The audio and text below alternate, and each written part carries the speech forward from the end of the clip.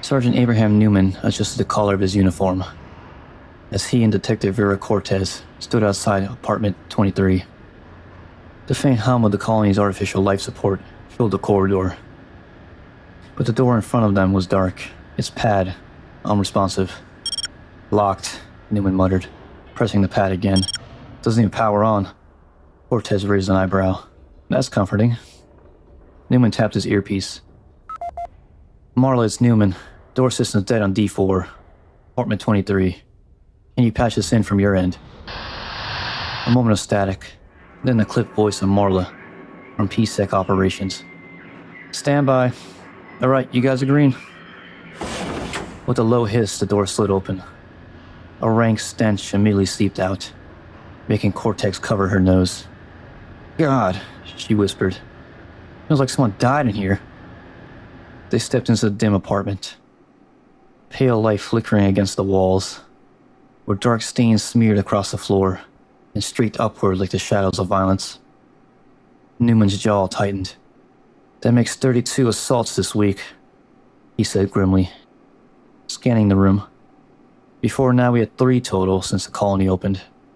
Cortex crouched near the kitchen, where the metallic tang of blood hung thick. She froze, eyes wide. Newman, over here. She found Lisa, the surveyor who lived here with her husband, Tom. What was left of her? The woman's body was a mangled ruin, twisted in ways bones shouldn't bend. Cortez reached for her communicator. Marla, get a trauma team here now. Lisa moved. A guttural growl erupted from the corpse as it writhed, muscles twitching with unnatural strength before Cortex could react. The thing that had been Lisa surged forward, driving a jagged limb through Cortez's shoulder. She screamed, stumbled back as the blood sprayed across the wall. Cortez! Newman shouted, drawing his pistol. He fired point blank, shots crackling through the small room. The creature staggered but did not fall.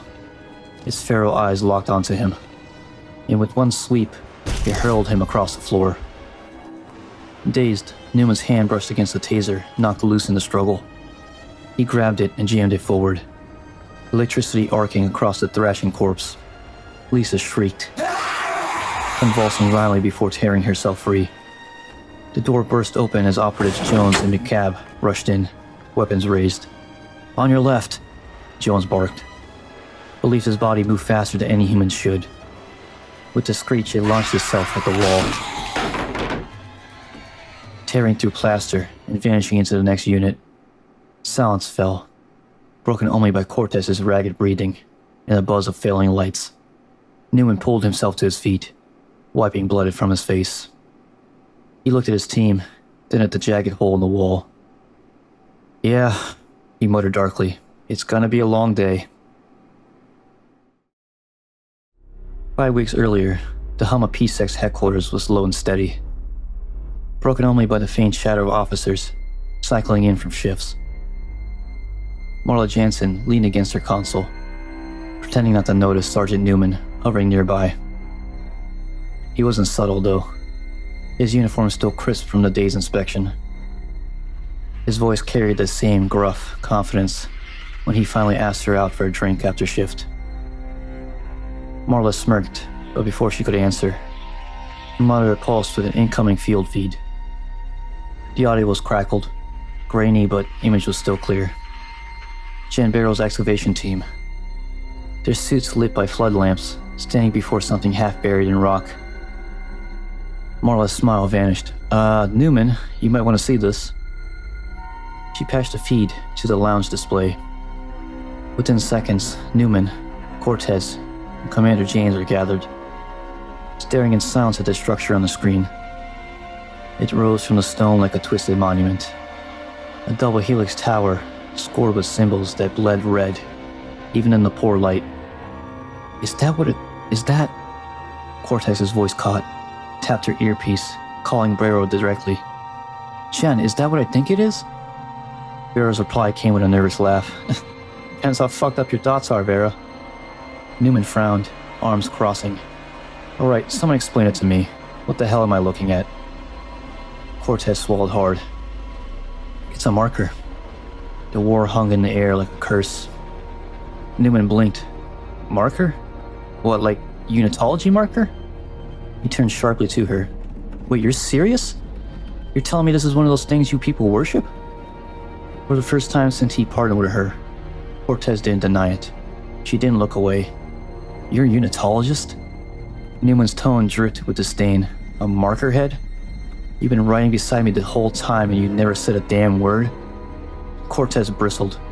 Because my religion has nothing to do with the job. It never has. And it sure as hell does now, Newman snapped.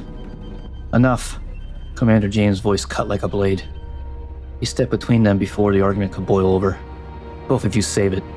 Barrel's team will need an escort back from the dig site. That's your assignment. Suit up. Still seething, Newman stormed toward the airlock with Cortez at his side. The silence between them was heavier than the colony's steel walls. Finally, he turned to her. Why didn't you tell me? He demanded. Why the hell didn't you tell me you were one of them? Cortez met his gaze with calm defiance. Because it doesn't matter. Because I still believe in something bigger than us, and still do my job. Because it wasn't your business. She hesitated and added quietly. But I think it's about to become everyone's business. Newman's jaw tightened as the airlock opened. The marker loomed in his thoughts like a shadow he couldn't shake. The cavernous hum of Oxygen Filter Bay 5 echoed like a slumbering beast. Supervisor Natalie crouched beneath a tangle of pipes, sweat streaking down her brow as she tightened the last bolts on the new compressor. Her hands were slick with coolant, but the work was nearly finished. She thumbed the comm switch at her collar. Cooper, compressor's in. Just another minute. Static crackled back, a distorted voice buried in white noise. Copy, out, Mills. She frowned, twisting the dial. Say again, Jerry? You're breaking up. The hiss dissolved into silence. Then a sharp pop of interference that made her wince and press the earpiece tighter. Damn comms, she murmured. A moment later, Cooper's voice returned on a clearer frequency. Power's waiting on your call, Nat. Just say the word. Natalie exhaled, leaning back against the steel paneling. Alright, give me a 10 down before you bring it online. You got it. 10. 9. She packed her wrenches into the faded leather tool bag at her feet and stood, brushing dust off her knees. The heavy doors of Bay 5 hissed, warning that the cycle would soon lock down. 7. 6. Natalie froze. The bag wasn't at her feet anymore. Her eyes darted to the far end of the chamber, where the satchel lay forgotten beside the scaffolding. She must have left it while swapping fittings. Shit. 5. 4. She sprinted across the gated floor, boots clanging, lungs burning. Aboard, Cherry. Hold the count. Her voice cracked with urgency, but the static swallowed her plea. 3. The bulkhead doors began to grind together with mechanical finality. Natalie snatched the bag, turned and hurled herself towards the narrowing gap. 2. Her path was cut off. The closing seemed just inches too small. In desperation, she shoved the tool bag into the crack. Sparks danced as the metal teeth ground against the leather. 1. The bay roared to life. The colossal fan behind her spun up with a deafening shriek, pulling the air into a violent spiral. Natalie's feet lifted, dragged toward the churning blades. Her fingers clawed at the door frame, nails splitting, every muscle screaming. The pull was relentless. The sound of the fan, a thunderous death sentence. With one final surge, she wedged her shoulder into the seam, tearing herself through just as the door slammed shut. The tool bag was crushed instantly, ripped apart between the steel slabs. Natalie collapsed against the door, chest heaving, hair plastered to her head's slick face. For a long moment she just sat there, ears ringing, listening to her pulse throb in her skull. When her breath finally steadied, she gave a bitter laugh and murmured, "Those fools were worth a fortune." The fan roared on the other side of the bulkhead, uncaring, as if it had never almost eaten her alive. The soft murmur of the lounge area 3 was a welcome change from the endless buzz, a peace at comms. Sergeant Newman sat back in his chair, savoring the rare moment of silence. A plate of half-eaten rations in front of him, a Across the table, Vera Cortex sipped from a steaming cup, her eyes tired but calm. Around them, miners filled the room with rough voices and the scrape of boots against metal flooring. For a while, the conversations blended into the background, until a heated exchange rose above the din. "I'm telling you, it's just a rock," one woman snapped, slamming her mug down. Her jumpsuit bore the dust of a dig team, her knuckles still raw from work. "We had the excavation prepped. We were ready, and now we're shut down because some bigwid's scared of scratches in the stone? It's bullshit." Across from her, another miner leaned forward, eyes bright with something feverish. A small Unitology pendant dangled from his neck. "That's not just a rock, that's the marker. It's proof. The next step in human evolution. Life beyond death." His voice trembled, half with reverence, half with anger. "We're standing at the threshold of eternity, and you're too blind to see it?" The woman barked a laugh. "Eternity? You're worshipping graffiti on a fossil. You and your whole church are a pack of lunatics." The words were barely out before the Unitologist lunged across the table, plates and cups clattering to the floor as fists met flesh. Newman was already on his feet, grabbing the Unitologist by the collar and yanking him back. Cortez caught the other miner, holding her arms as she struggled to swing again. "Enough!" Newman shoved the believer against the wall. "You want to spend the rest of the week in the break? Keep swinging." The miner spat blood and glared, but didn't resist. Newman tapped his comm. "Marla, I got a disturbance in Lounge 3. 2 miners brawling, requesting pickup." Static answered him. He tried again. Nothing. "Figures." Newman let the Unitologist go with a shove. "Fine, you're both lucky. Next time, I'm dragging you down myself." 2 miners slunk back to the corners, muttering curses under their breath. Newman brushed his hands off as he returned to the table. Cortez sat down with him, her expression thoughtful. "You know," she began carefully, "he did have a point. If it really is a marker, it could change everything." Newman stabbed a fork into his food, jaws tightening. He lost his point the second he threw a punch. He leaned back, eyes narrowing at the Unitologist across the room. "And your fellow believers? They're fucking nuts." Cortez didn't answer right away. He just stared into her cup, the steam rising between them, their sounds heavier than the fight they'd just broken up. The medical office is quiet, save for the faint hum of air scrubbers. Dr. Tobbs Cario sat across an tired-looking miner, his tablet resting on one knee. The man's eyes were bloodshot, lids twisting as though sleep had become a stranger he could no longer recognize. He rubbed at his temples as he spoke. "I can't sleep, Doc. It's been days. Every time I close my eyes, something keeps me awake. I can't explain it.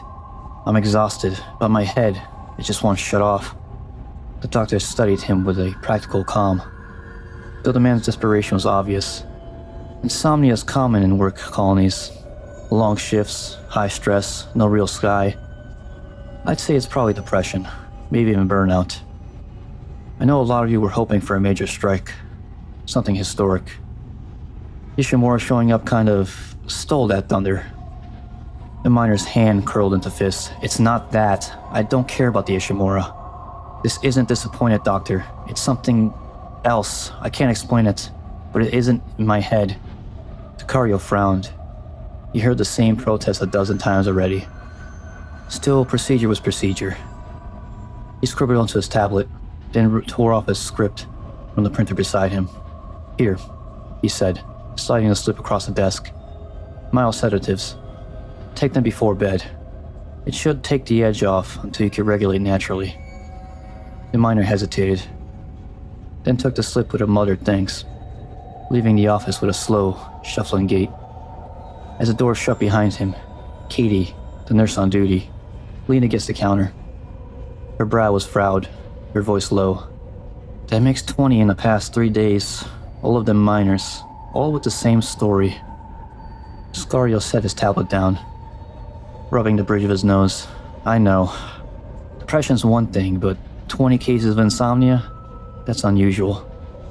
He sighed, stared at the closed door. "Something strange is going on here, Katie. I just don't know what." The hum of the air scrubbers filled the silence again. louder now, as though the colony itself was listening.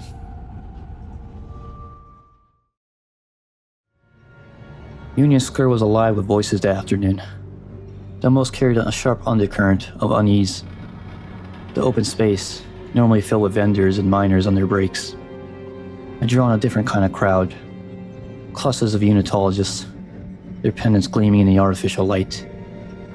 At the center of it stood Deacon Albot, BTM engineer, first class, his voice raised in fervor as he preached. And now, brothers and sisters, it has been 200 years since the first marker was revealed to us by Michael Altman, Abbott declared, arms stretched wide. 2 centuries since the truth was buried under the lies of EarthGov. And now, on this world, what do we find? Another marker. A gift. A confirmation of everything Unitology has ever thought. Cortez shifted uncontrollably in the crowd, trying to remain unnoticed. Newman, standing beside her, folded his arms and shook his head. God damn it, he muttered under his breath. Not this again. Cortez shot a warning glance. Don't. But Newman was already speaking up, his voice cutting across Abbott's sermon. Yeah, real convincing. Except the first marker was black, this one's red. So which is it, Albert? Or are you just another fringe nutjob trying to sell fairy tales to scared miners? The crowd gasped at the insult. Abbott smiled and faltered, but his eyes burned as he turned towards Newman. Sergeant Newman, isn't it? Still blind after all this time. The color is irrelevant. The form is what matters. It is a marker, and its discovery proves that Altman was right. The Unitology is right. Newman snorted. Right? The only thing you're right about is how gullible people can be. And you think this thing is some path to eternal life? It's a rock with scribbles. Your faith is crap. Cortez flinched at the words, anger flashing in her eyes. You're doing exactly what that woman did in the lounge. Mocking, belittling, you know better, Abraham. Her voice carried, and Abbott overheard. His smile widened into something triumphant. Hear that? Even your partner sees the truth. If anyone here is a fringe nutjob, Sergeant, it's you. Newman's jaws clenched. He shoved his way out of the crowd, fury in his stride. There's no such thing as a marker, he snapped. Loud enough for all to hear. We already conquered heaven, and you know what we found? Nothing. God wasn't home. The words hung in the air like a curse. Albert raised a finger at him, voice booming with conviction. That's because your God doesn't exist, Sergeant. But ours? Our God is very much in residence. Cortez stood frozen, caught between the two worlds. Her partner's scorn and her fellow believer's certainty. The noise of Union Square swelled around her, but all she could hear was the echo of Newman's footsteps as he stormed away. The wind howled through the barren plain, carrying with it a fine grit that clung to every seam of a suit. At the edge of the excavation pit, the marker loomed, an alien monument, red glimpse pulsing faintly like veins beneath stone. Floodlights cast long shadows across its jagged helix, and the ground seemed to hum in its presence. Natalie Deshanov adjusted her helmet and looked back at her squad. 4 PSEC officers milled around near the perimeter fencing, their rifles slung low, their expressions cupped somewhere between boredom and unease. This is a joke, murmured one of them, kicking at the dirt. We're babysitting a rock while half the colony's turning on each other. Could have pulled tower duty, but no, we get stuck out here. Yeah, another added, shifting his weight. All for some Unitology fairy tale. Should have left the damn thing buried. Natalie raised a hand, silencing the grumbling. Enough. Orders are orders. Cartesia wants this site locked down, and that means we're the ones standing between this thing and anyone stupid enough to get too close. She turned towards a marker, its sheer scale dwarfing them all. For a moment she just stared, the symbols riding in the harsh light, her throat tightening, though she pushed the feeling down. Look, she said softer now, I don't buy into this whole Unitology gospel, but you can't just stand here and tell me this isn't incredible. We're looking at something older than anything we've touched. Katashia wants it protected. That's what we're here for. Their squad traded uneasy glances. None argued. but none looked entirely convincing either. The marker loomed behind them, silent and patient, as if it were listening. Natalie tore her eyes away first, forcing herself to sound firm.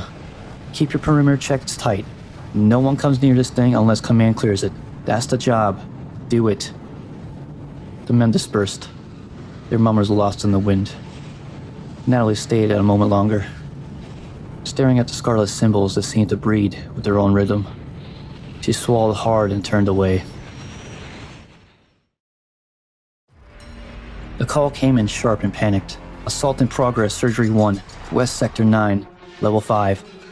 Newman and Cortez arrived to chaos.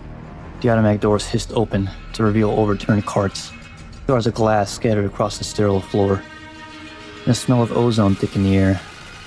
Somewhere deeper inside, a voice raved, cracked and raw. Don't understand. I can't shut it out. Every night it's there, whispering, scratching the inside of my skull. They found Nurse Katie, crouched behind the desk, trembling, eyes wide with terror. She lifted a trembling finger towards the operating theater. It's him, the miner, she whispered. The one from before. He got Dr. Sherrill. Through the observation window, Newman saw the scene unfold. The miner, pale and gout, gripping a laser cutter like a weapon. Its beam cast jagged lines of light across the surgical bay. As he pressed the emitter dangerously close to Saccarello's chest, the doctor's face was frozen in shock, sweat running down his brow. Newman raised a hand, motioning Cortez to stay low as he stepped into view. His voice was steady, authoritative. Easy now. Put it down.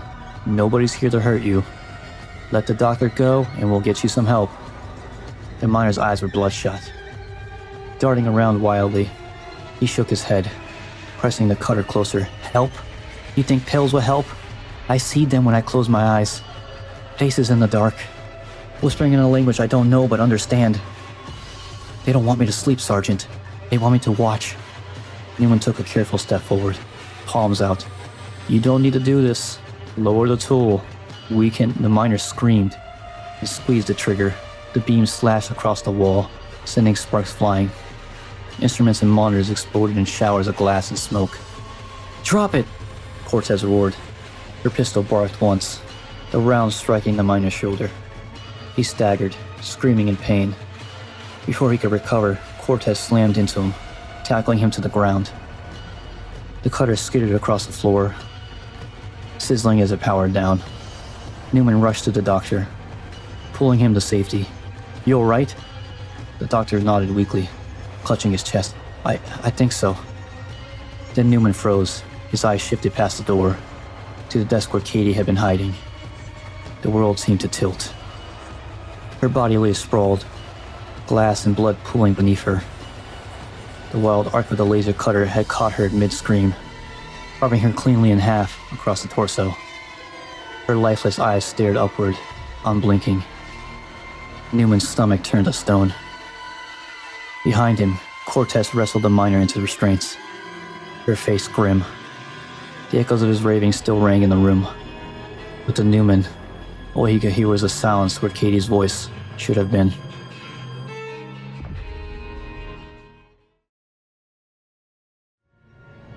Hanford Cartesia's office was lit by muted glow of the colony's artificial daylight cycle.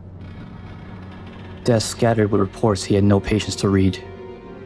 The only thing that mattered flickered before him on the hollow screen.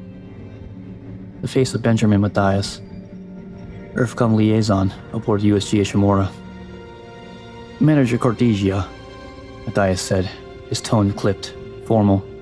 I've just received word from a higher authority. Cartesia leaned forward, the faint Unitologist pendant at his throat, glinting in the glow. Higher than the government? His lips curved into a knowing smile.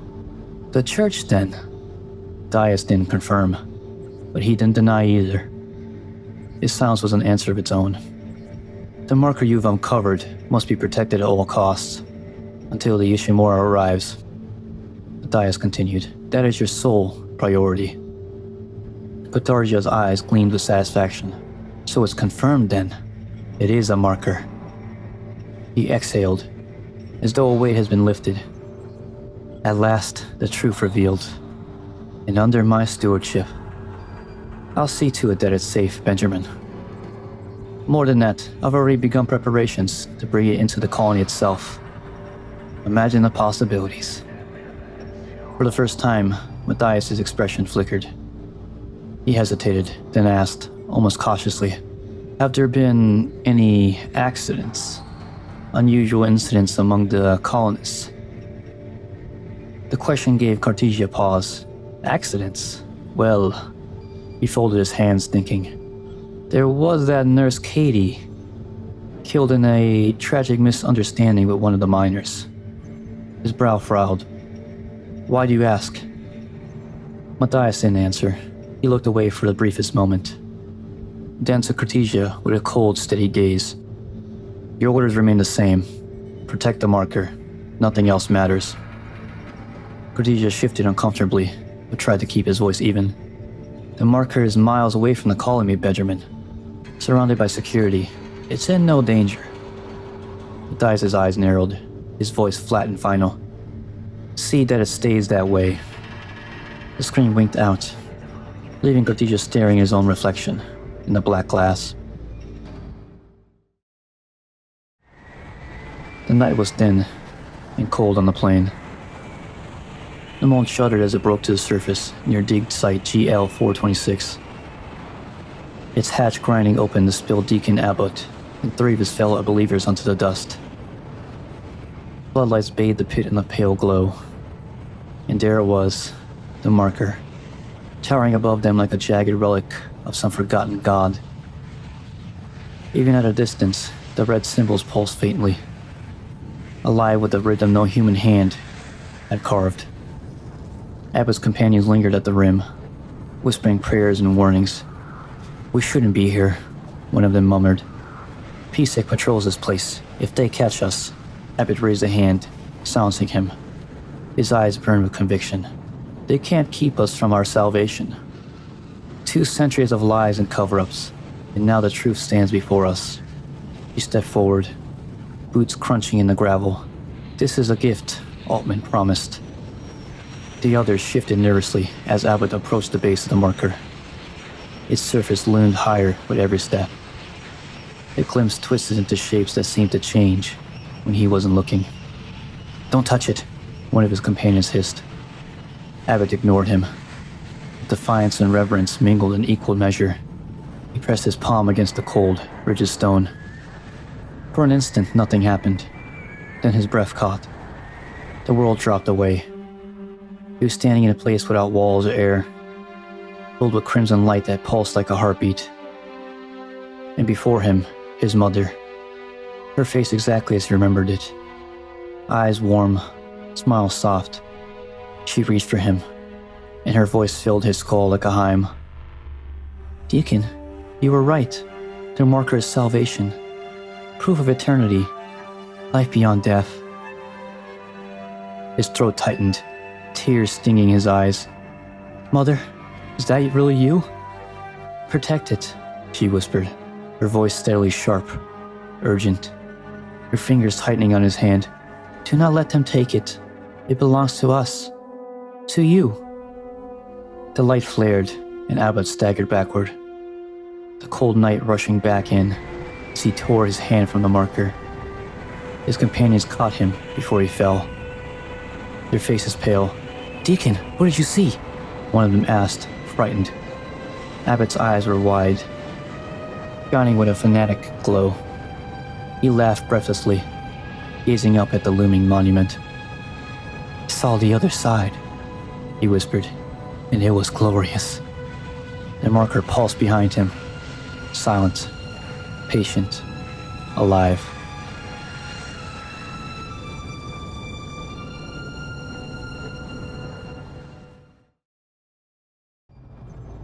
Dr. Tom Cirillo stood at the podium in Union Square, the press lights burning against his eyes like interrogation lamps. Hundreds of faces blurred together before him. Citizens, reporters, PSEC officers. Yet all he could see was the empty space where Katie should have been. He cleared his throat, fingers trembling around the edge of the lectern. Across the square, Newman and Cortez were hauling a group of unruly miners into custody, their raised voices echoing off the concrete walls. Cortez's expression was tight, exhausted, the kind of look that lingered long after a shift ended. But for now, all the attention was on Tom. "Katie saved my life," he said, each word scraping out of him like a confession. "Her call to peace sect. It should have been me. If I could trade places, God, I would." His voice cracked, and then the world shifted.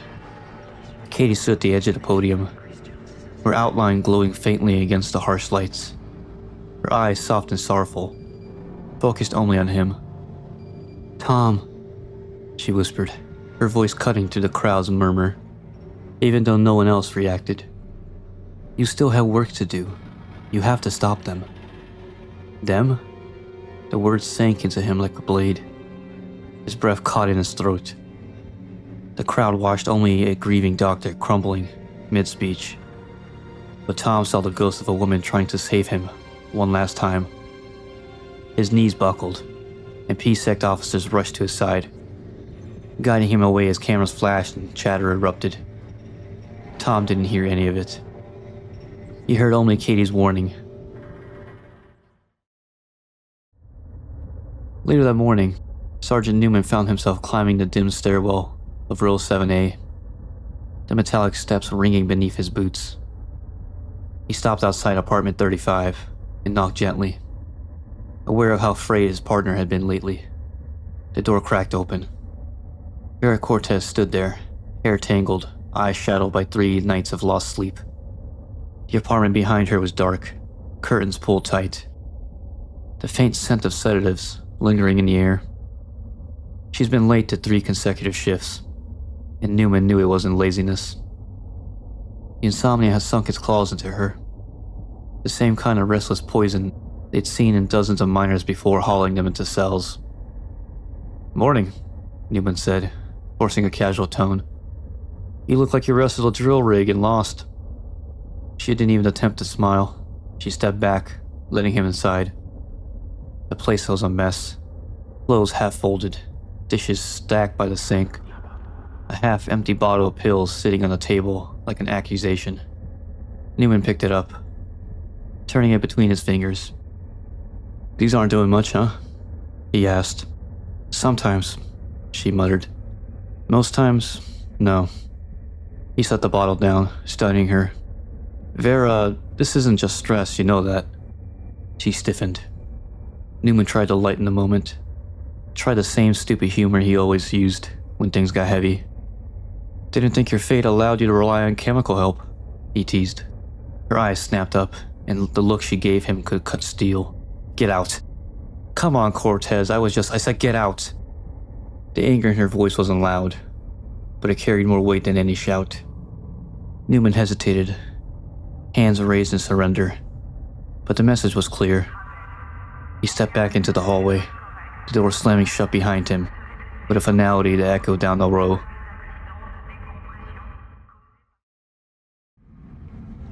Hanford Cartesia leaned toward his monitor as a video feed flickered to life.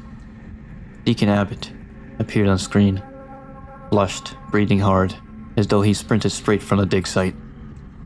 "Mr. Abbott," Cartesia began, his tone clipped and rehearsed. "Your little excursion this morning was unauthorized. You had no clearance to approach the artifact." "The marker," Abbott corrected sharply. Cartesia's jaw tightened. "Its classification is still yet to be determined. Until then, it is a major archaeological find and a restricted zone. If you go near it again, you will be deported back to Earth. Is that clear?" Abbott stared at him in disbelief. "You're a Unitologist same as me, and you're blocking us from practicing our faith? That thing down there is holy. I'm not asking you to stop believing," Cartesia cut in, calm but stern. "I'm asking you to stay away from that marker." Abbott froze, a slow, cold smile curving across his face. "From that marker, huh? I knew it." Before the implication could settle, Cartesia severed the connection, the screen going dark. A soft chime sounded. Someone requested entry. Dr. Tom Cirillo stepped inside, looking pale and exhausted. as though the morning's breakdown still clung to him like a shadow. Cartesia straightened his uniform, bracing himself. "Hanford," Cerulio said, voice tight. "We need to talk about the insomnia outbreak. It's spreading. The miners, the officers. Your cortex can barely function. This has to become our top priority." Cartesia folded his hands. "I'm aware of the situation." "No," Cerulio pressed. "You don't understand. The start of the day the marker was uncovered. I need to access it. I need to examine it myself." "Out of the question," Cartesia replied sharply. "You're a medical doctor, not a xenologist, and the artifact is off limits, completely." Cerulio clutched his jaw. "Hanford, that will be all, Doctor." He turned slightly, signaling the conversation was finished. But as Cerulio moved towards the door, Cartesia added, almost too casually, "One more thing. Where's Katie's body?" Cerulio stopped. "In the morgue, why?" Cartesia hesitated just long enough to unsettle him. "No reason," he said. "You may go." The door hissed shut behind the doctor, leaving Cartesia alone in the dim glow of his monitor. At dig site GL426, the wind whistled through the exposed scaffolding as Natalia, the Shanov, stood at the edge of the pit. No matter how many times she saw it, the thing stole her breath. Its black surface pulsed faintly beneath the floodlights, symbols shifting like something alive. "Every time," she murmured. Jerry, crouched beside a scanner, glanced up at her with a crooked grin. "You say that every morning." "And every morning," she replied. "I mean it." Before Jerry could comment, footsteps crunched across the gravel. A small crowd approached, unitologists mostly, their eyes bright with fervor. At the front was Deacon Abbott, moving with a confident stride that set Natalia instantly on edge. "Natalia," Abbott greeted, voice overly warm. "We'd like to get closer today." She forced a polite smile. "I'm sorry, Deacon, but the cordon is in place for a reason. You know that." He stepped closer, lowering his voice as though sharing a sacred secret. "I had a vision," he said, eyes shining with conviction. "Last night, the marker spoke to me. This proves it's the real deal." Natalia exchanged a quick look with Jerry. She heard plenty of strange minor talk these past weeks, but this was different. Abbott wasn't rambling, he was certain. Still, she kept her voice gentle. "I understand what this means to you, truly, but we have procedures." "Then please," Abbott said, hands spread in a gesture of peace. "Just let us in. We won't interfere. We only want to be near it." Natalia hesitated. His request was polite, respectful even, and something in his expression made it hard to shut him down. "Deacon, all right, but only if Jerry approves." Jerry stood, dusting off his gloves. His expression hardened immediately. "Absolutely not." Abbott's pleasant facade twitched. "You were personally singled out by Cartesia," Jerry continued. "If he sees you anywhere near the marker, we all get burned. I'm not risking our jobs for this." For a moment, Abbott said nothing. Then he exhaled, long and slow, his features smoothing back into serenity. "Very well," he said, nodding. "We'll stay behind the security line and pray." He turned to his followers, motioning them back. The group obeyed without question, settling just behind the cordon, heads bowed in silent reverence. Natalia watched them for a moment, unease crawling up her spine. Jerry leaned towards her, voice low. "This is getting out of hand." She didn't disagree. The transport hummed softly as it sped across a dirt route towards GL426. Inside, Dr. Tom Cerulio sat beside Sergeant Newman, the dig site growing larger on the horizon like a scar in the landscape. Cerulio exhaled, tension bleeding from his shoulders. "Thank you, Sergeant. Really, I appreciate you coming with me." Newman kept his eyes on the road, one hand drumming the steering wheel. "Don't thank me yet," I've got my own questions about that rock. Cerulio managed a half smile. Glad to hear someone not call it a marker. Newman snorted under his breath. Unitology? Whole thing gives me the hives. Fan club built around a hunk of metal nobody understands. The doctor looked out the side window. The churned earth whipping by. Speaking of which, how's Vera? A muscle in Newman's jaw twitched. He slowed the transport slightly as he considered his words. Same as the others. Insomnia, restless, snapping at the shadows. We had a falling out. Aurelio frowned. Because of her fate? No. Newman shook his head sharply. Because she's an idiot. The words were harsh, but his tone carried more frustration than malice. Frustration that barely masked worry. Aurelio let the silence stretch, feeling the weight of the colony's unraveling settle heavier on them both. Up ahead, the dig site's floodlights flickered like distant lighting, illuminating the towering black shape in the pit. Aurelio and Newman stepped out of the transport, the thrum of the engines fading beneath the low hum of generators.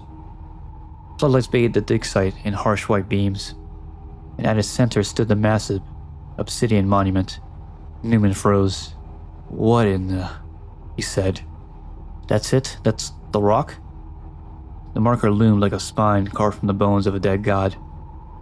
Symbols twisting subtly across the surface, as if shifting under the lights. Even Newman, skeptic to his core, looked rattled. Natalia intercepted them quickly. That's close enough, she warned, hand raised. No one approaches without clearance.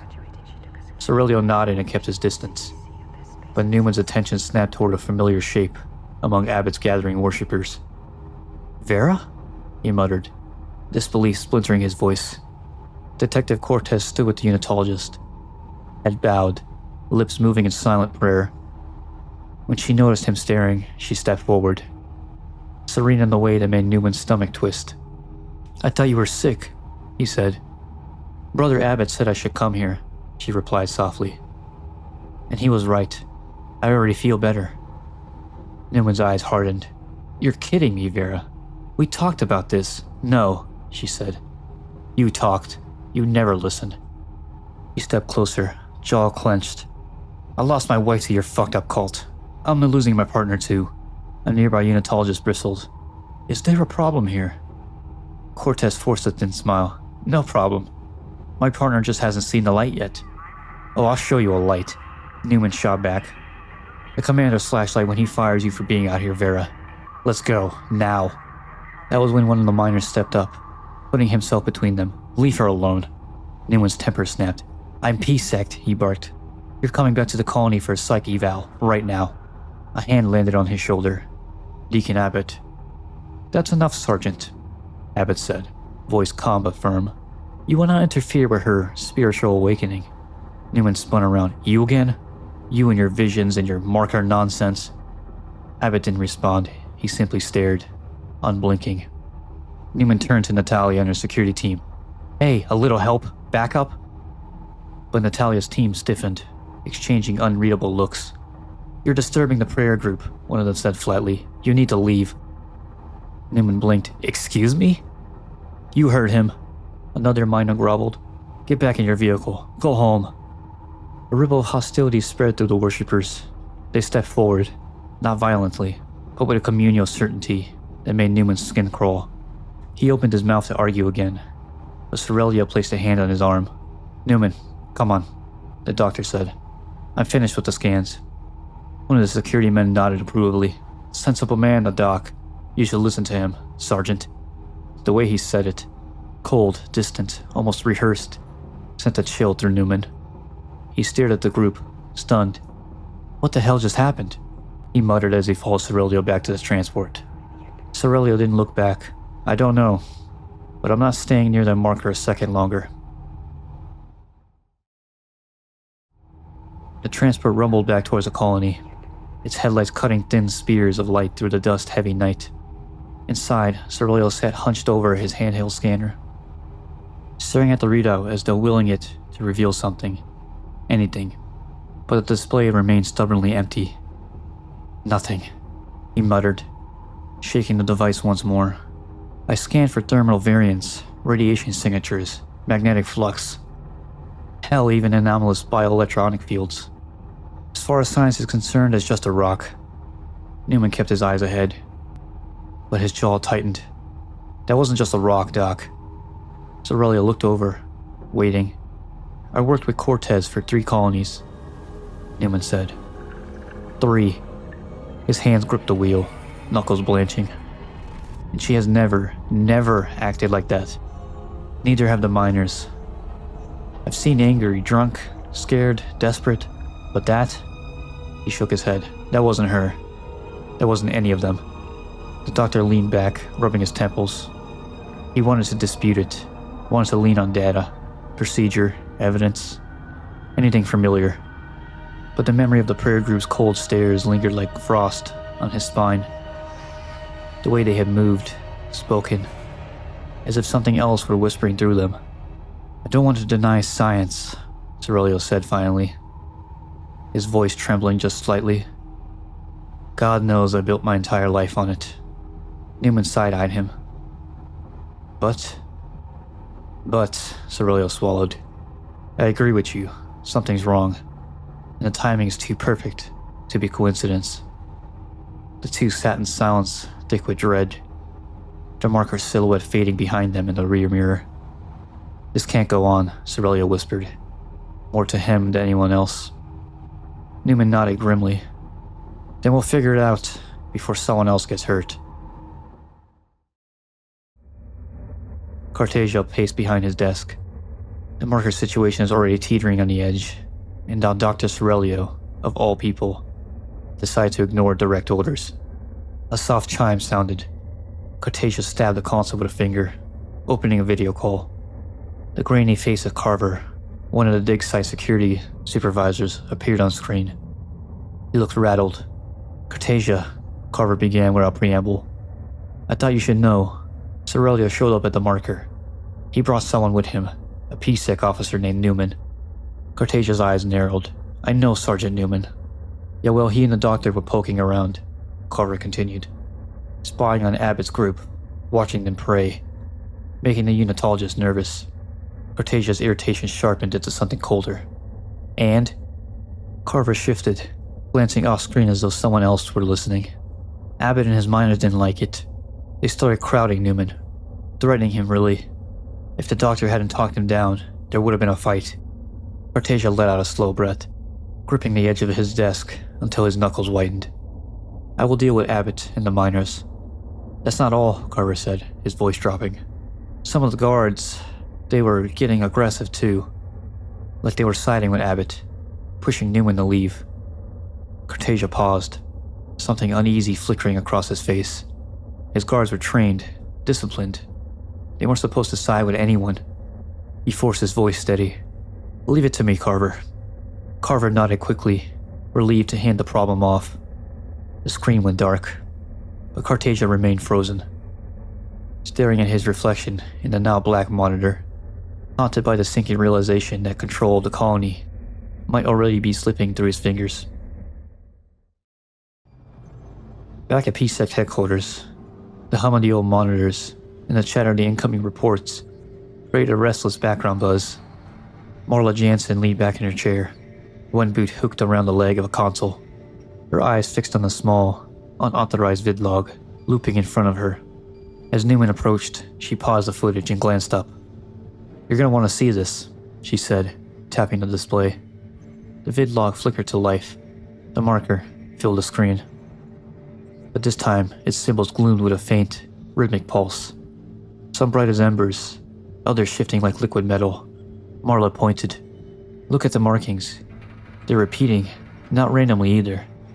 It's like a structured pattern, some kind of code or language. Her voice was barely above a whisper. And these curves, these alignment points, they remind me of advanced mathematics, like something built on principles we haven't even discovered yet. Newman let out a short, incredulous laugh. Come on, Marla. Unitologists have been trying to decode the first marker for centuries. They've thrown prophets, scholars, and supercomputers at it. No one's cracked a damn thing. She didn't smile. Her eyes stayed locked on the glowing symbols. reflections dancing across her face. Maybe, she said quietly. The vidlog flickered again, the pulse of the marker seeming, just for a moment, to sync with the rhythm of the room. Newman shifted uncomfortably, wishing he hadn't looked quite so closely. Who made that vidlog? Cortasia asked. Carver swallowed. We're still checking, sir. Could have been one of the techs, maybe someone on Natalia's team? Hard to say, but it's circulating. Cortasia's lips pressed into a thin line. Unauthorized footage of the marker was the last thing the colony needed. Fuel for hysteria, or worse, for Unitologist obsession. I want you and your men to head to the dig site, he ordered. Relieve Natalia's team of duty. Carver blinked. Relieve them? And arrest them if they refuse. Cortasia cut in sharply. All of them. The guard hesitated.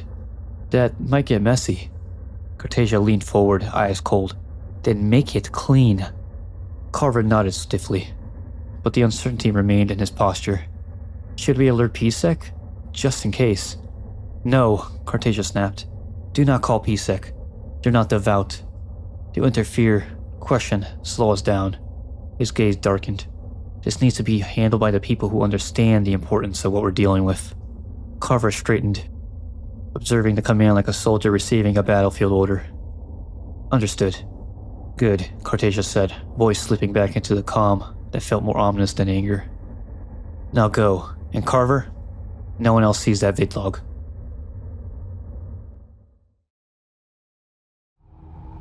Carver and his security team arrived at the dig site just as the winds picked up. Dust swirling across the floodlit pit. Natalia and her crew were cataloging readings when Carver marched forward, visor down, hand already resting near his holster.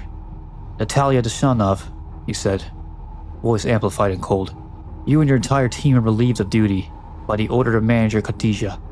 You're all placed under arrest. Jerry stepped forward, stunned. Arrest? For what?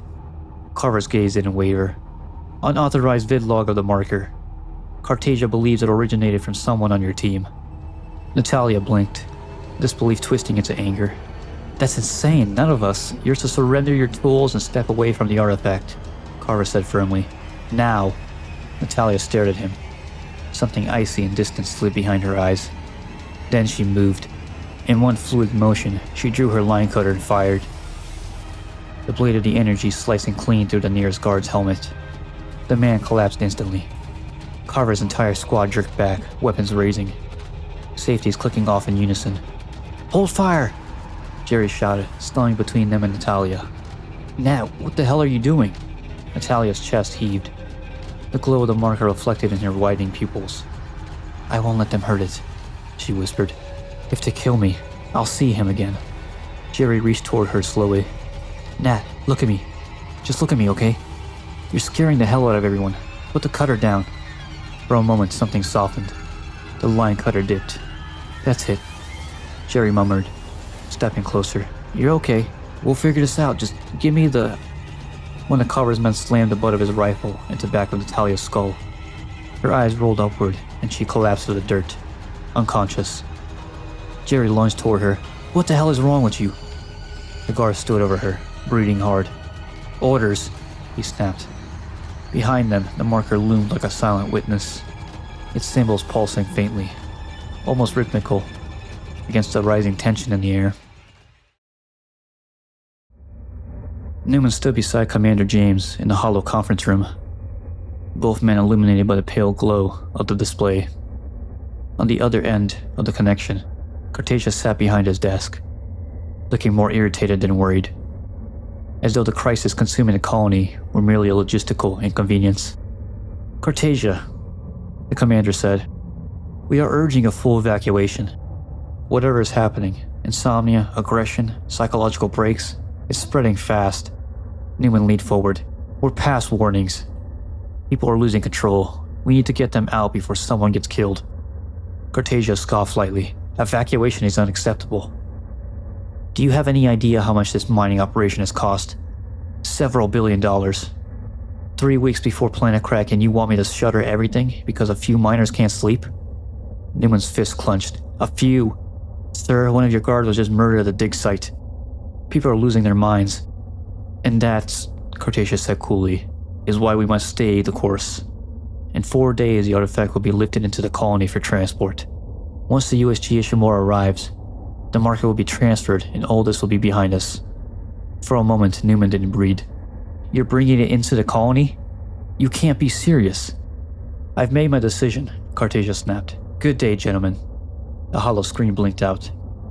Newman stared at the empty space where Cartesia had been. Fear and disbelief fighting for control. What now, Commander? James took a slow breath. The weight of the colony's fate settling on his shoulders. We brace ourselves. He walked away, already calling for an updated security protocol.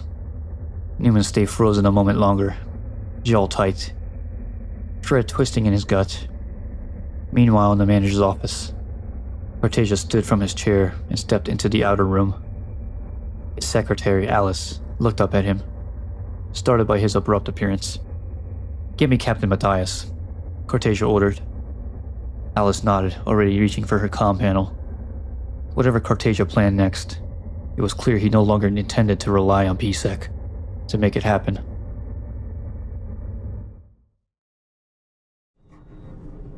Later, Sergeant Abraham Newman and Dr. Sorelio walked side by side through one of the colony's stark metal corridors. The lighting panels overhead flickered occasionally, nothing unusual for C-Deck, but lately even routine malfunctions felt like ill omens.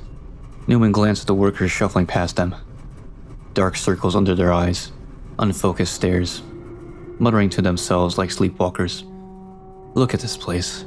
Half the colony's wandering around like it's the end of the world. Sorelio didn't answer right away.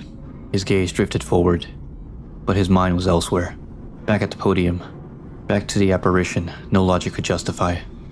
When I saw Katie, I told myself it was stress, grief. Newman slowed, surprised by the admission. I've been a skeptic all my life, Sorelio continued. No fate, no afterlife, just biology and decay. His voice wavered. But if I were a spiritual man, I'd be praying right now. Newman frowned. I just don't get it. How do you take a bunch of blue-collar miners and wind them up so tight they killed for a rock? Sorelio gave a thin, almost sad smile. People have been doing the same thing over a chalice, a scroll, a piece of bone in a gilded box. He gestured toward the lift doors ahead. Fate doesn't care about a reason. It cares about meaning. And that thing out there, whatever it is, people think it means something. The lift door opened with a soft hiss, swallowing their voices as they stepped inside.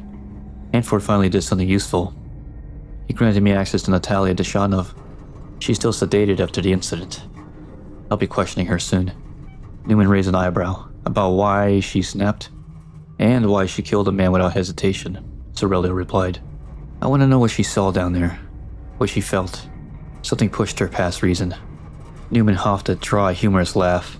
Right, another conversation with someone under the marker spell. Can't wait. Sorelio didn't respond. Didn't have to. The gravity of the situation sat between them, like a third presence in the elevator.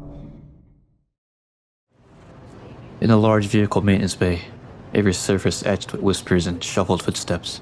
Crates, fuel drums, and idle loaders had been pushed aside to make space for a gathering.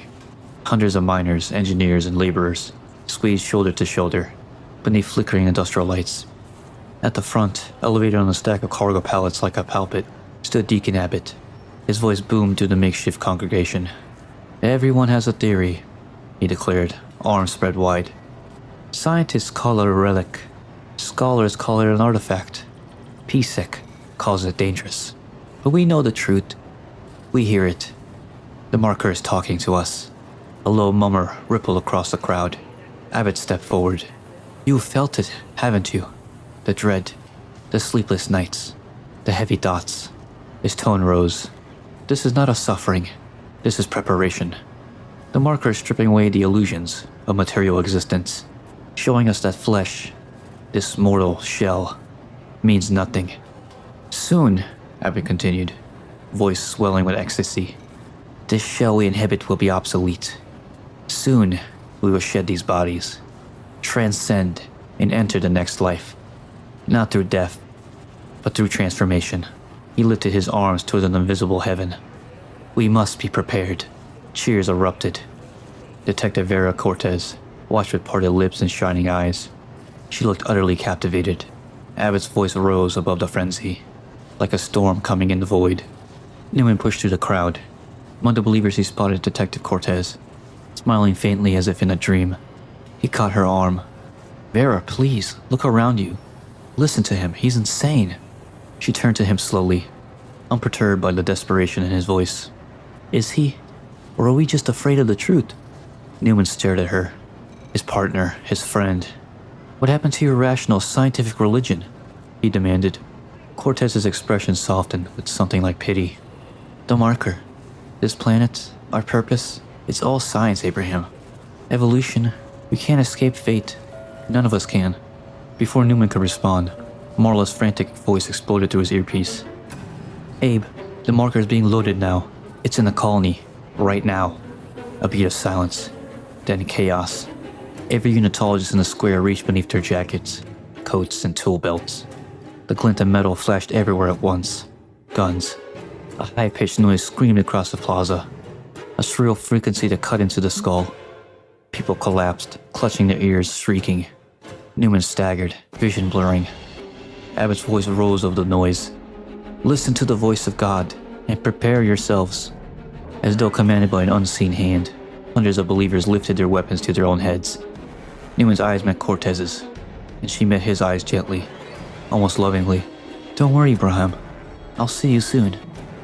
And the gun went off. A single thunderclap of multiple weapons firing at once followed. A sound that shook the colony like an explosion. Blood misted across the plaza. Bodies hit the floor in waves. And silence followed like death itself. Newman fell to his knees, shaking, pulling Cortez's body into his arms. His head lolled against her chest. Later that evening, under the glare of construction lights and rubble of heavy machinery, PSEC Officer Jones and McCabe approached the entrance to the transport bay. The marker had only just arrived inside the colony, its sheer presence seeming to darken the air around it. Even the fluorescent lamps overhead flickered more than usual. Foreman Colin Barrow stood over the loading rig, hands braced on his knees, sweat beading along his brow. Behind him, workers sat slumped on crates or leaning against walls, pale. One man lay on the concrete with a blanket thrown over him, groaning. Barrow looked up as the officer approached. "You two here to check on cargo?" he asked, voice strained. "Good. Maybe you can tell me what the hell's going on." Everyone involved in the transfer got sick halfway through. One guy puked his guts out and passed out clean. He gestured vaguely towards the unconscious worker. "Never seen anything like it." Jones exchanged a glance with McCabe. McCabe cleared his throat. Foreman, are you aware of what happened in Union Square?" Barrow blinked. No, he said slowly. "What happened?" Jones shifted uncomfortably. "Abbott held a rally. Hundreds of unitologists were there. The moment the marker entered the colony..." McKay finished for him. "They all killed themselves." The foreman stared at them, stunned in absolute stillness. His cigarette slipped from his fingers and fizzled out on the deck. "All of them?" Jones nodded grimly. "Every last one." Barrow looked back towards the loading bay, towards the sealed chamber where the marker loomed unseen. His face drained of a little color it had left. Cretaceous stood before the large vid screen, hands clasped behind his back as Captain Benjamin Mathias appeared in shimmering blue light. Mathias wasted no time. "I want the bodies from Union Square frozen immediately," he said. "Every one of them. I want them in top condition when the Ishimura arrives." Cortesia raised an eyebrow. "They're dead, Captain. Does it make a difference?" Mathias's gaze sharpened, not upset, but impatient, as though Cortesia had missed something obvious. "Better safe than sorry," Mathias replied. "All Aegibians of the church are treated the same way, you know this." Cortesia hesitated only a moment before nodding. "Very well. You'll get your cemetery." A faint smile curled across Mathias's lips. Too small to be comforting. "Good. Our future depends on it. Do not let them down." The transmission cut instantly. Cortesia stared at the dark screen for a long moment. Then, without a word, he turned towards his desk and began issuing orders. Deep within the colony's substructure, Sergeant Newman followed a lone technician through one of the massive mega vents, a service tunnel large enough to drive a loader through. The technician glanced back nervously, his ID tag reading Supervisor Cameron. "Almost there, Sergeant," he said. "You're not going to believe this." They rounded a bend, a portable lamp that had been set on the floor ahead, casting a harsh circle of light over something smeared along the metal wall, a fleshy mass, pulsing faintly as though something alive struggled beneath the surface. A sickly, rotten stench filled the air. Newman grimaced, covering his mouth. "Jesus, what the hell is that?" "No idea," Cameron said. I was clearing a blockage and found that. It wasn't here last night, I swear," he gestured. "I thought PSEC should see it." Newman crouched and raised his scanner. "Looks organic." He reached towards it with a sampling rod. The blob twitched. Both men jerked back. Newman's shock lasted only a heartbeat. Then he pulled a torch and ignited it with a sharp hiss. "Wait," Cameron blurted. "The vents feed into the whole colony." Newman stepped closer, flame hissing as he pressed it towards the foul growth. "Exactly." Fire washed over the blob. It sizzled and shriveled. Satisfied, Newman snapped the torch off. "Log it. Seal the section. I'm reporting this to command." He turned and strode back into the darkness without looking behind him. Cameron lingered, staring at the scorched mass, dread crawling up his spine. At PSEC headquarters, the main operations room felt tighter than normal. Jones and McCabe stood shoulder to shoulder before the central hollow table, scrolling through a growing list of red-flagged cases. Assault, battery, homicide, over and over. McCabe shook his head. "I haven't seen numbers like this in... ever. Not even during the labor riots in Titan Station." Jones exhaled through his teeth. "Feels like people are tearing each other apart out there." The door slid open. Newman strode in. Jones turned. "Sarge, the marker's in the colony. They hauled it in about an hour ago. Loading bay is quarantined now. Foreman Barrow reported half his crew puking or fainting during the move." Newman approached the hollow table. His eyes swept the crime log. Column after column of violence. He frowned. "Wait," he muttered. "Aside from the suicide cluster, there haven't been any new murders or assaults since, what, 1400 hours? "Yeah," McCabe said. "It just stops. Nothing in the last couple of hours. Everyone went dead quiet after Union Square." The silence between them felt heavy. Newman asked, "Where's Marla?" Jones rubbed his temples.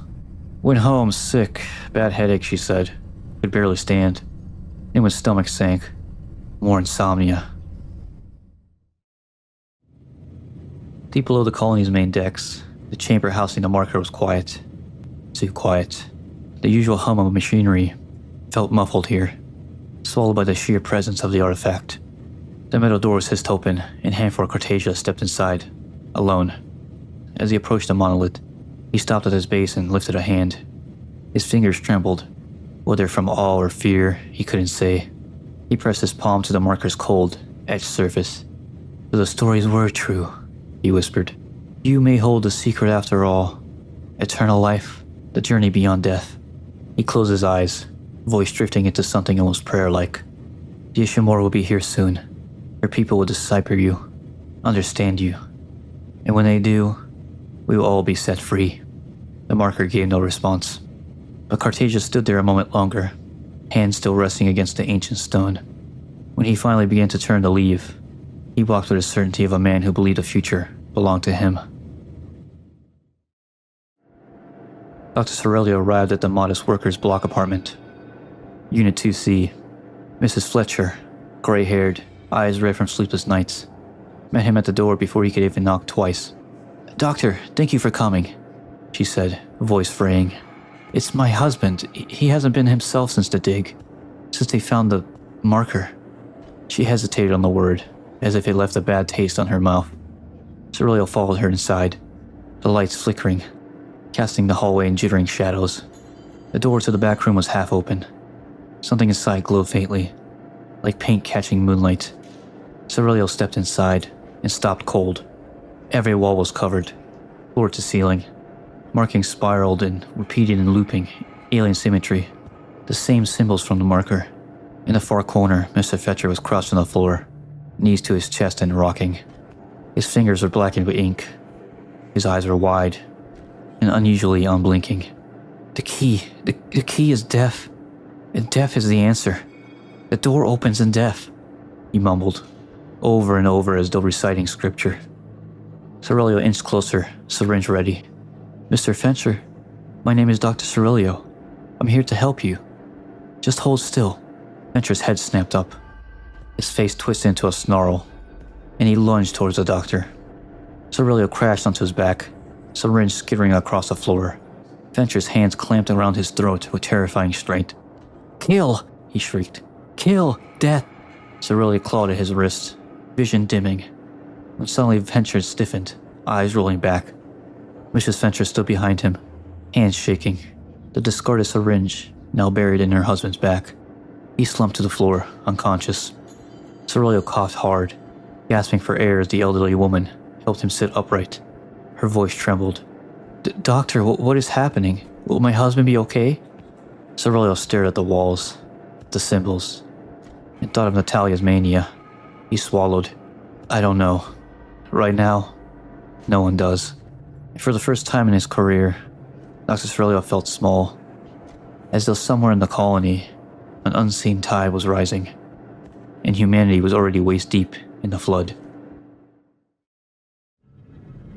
Sergeant Newman made his way to the silent residential wing, stopping outside Marla's apartment. He knocked once, no answer. The door was cracked open. He pushed it wider. Inside, the lights were low, except for the glow of a laptop illuminating Marla on the sofa. Her face was pale, eyes locked onto a paused vidlock of the marker. Marla, Newman said, relief fading immediately into anger. You're supposed to be home resting. She barely looked up. I am. Resting my body, not my brain. I think I'm close, Abe. Look, there's structure in the glymph repetition. See this one here and this one? It's like a code. A message. I'm decoding it. Newman stared in disbelief. You faked a headache just to obsess over that thing? Marla's eyes never left the screen. Newman stepped forward, voice sharp. A solution? You think cracking some alien Sudoku is going to get Cartasia to dump the marker? We've had over 100 assault cases, 52 suicides just today. Because of that thing. I found some kind of growth in the mega vents as well. Something biological. He stopped. She wasn't listening. She hadn't heard a word. Her pupils dilated, reflecting the marker's image like it had nested in her mind. Voice cracked with frustration. Marla, the marker's evil. That word finally cut through. She blinked, turning toward him slowly. Evil? She echoed. You're the one who always said evil doesn't exist. That there's just people, and the choices they make. Newman's jaw tightened. The marker isn't a person. No, she agreed, sitting straighter. It's a chunk of rock. A carved chunk of rock. Do you understand what that means? Someone made it. Someone intelligent. Alien life, perhaps. And this could be the breakthrough humanity has been waiting for. Newman stared at her, horrified at how easily logic had twisted itself into devotion. You sound like Vera, he said. Marla scoffed, but there wasn't a tremor beneath it. I can't believe this. You, the big bad cop, getting all emotional over a rock? Newman stepped back towards the door, eyes burning. People are dying, Marla. 52 people blew their brains out today. Natalia shot a man. This colony's coming apart at the seams, and you're sitting here chatting with a video file?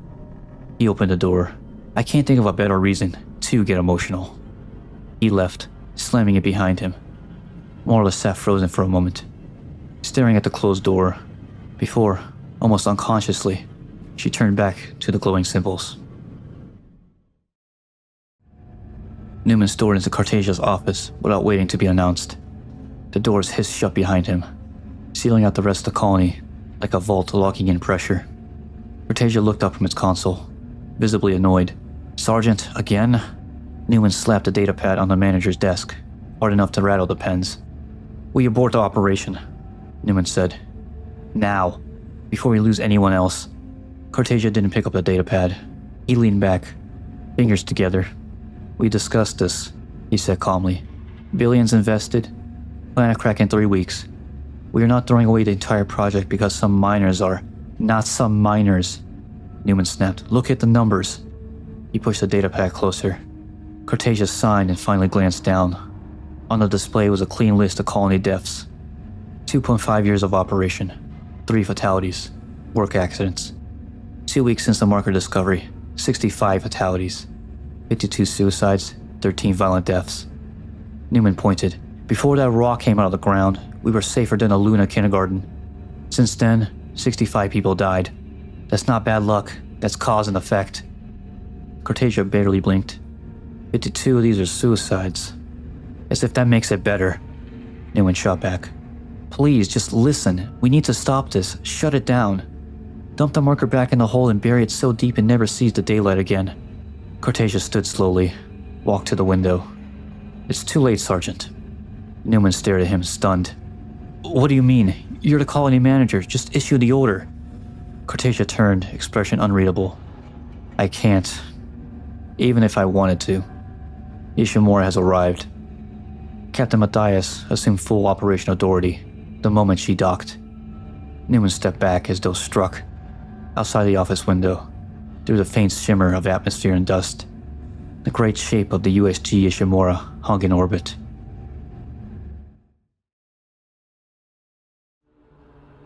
Newman and Dr. Sorelio moved through the dim corridor. Since the marker had been lifted to the ship, the colony felt different. Newman spoke first, noting that reports of violence had dropped to nearly nothing, as if the unrest that once gripped the station had simply dissolved overnight.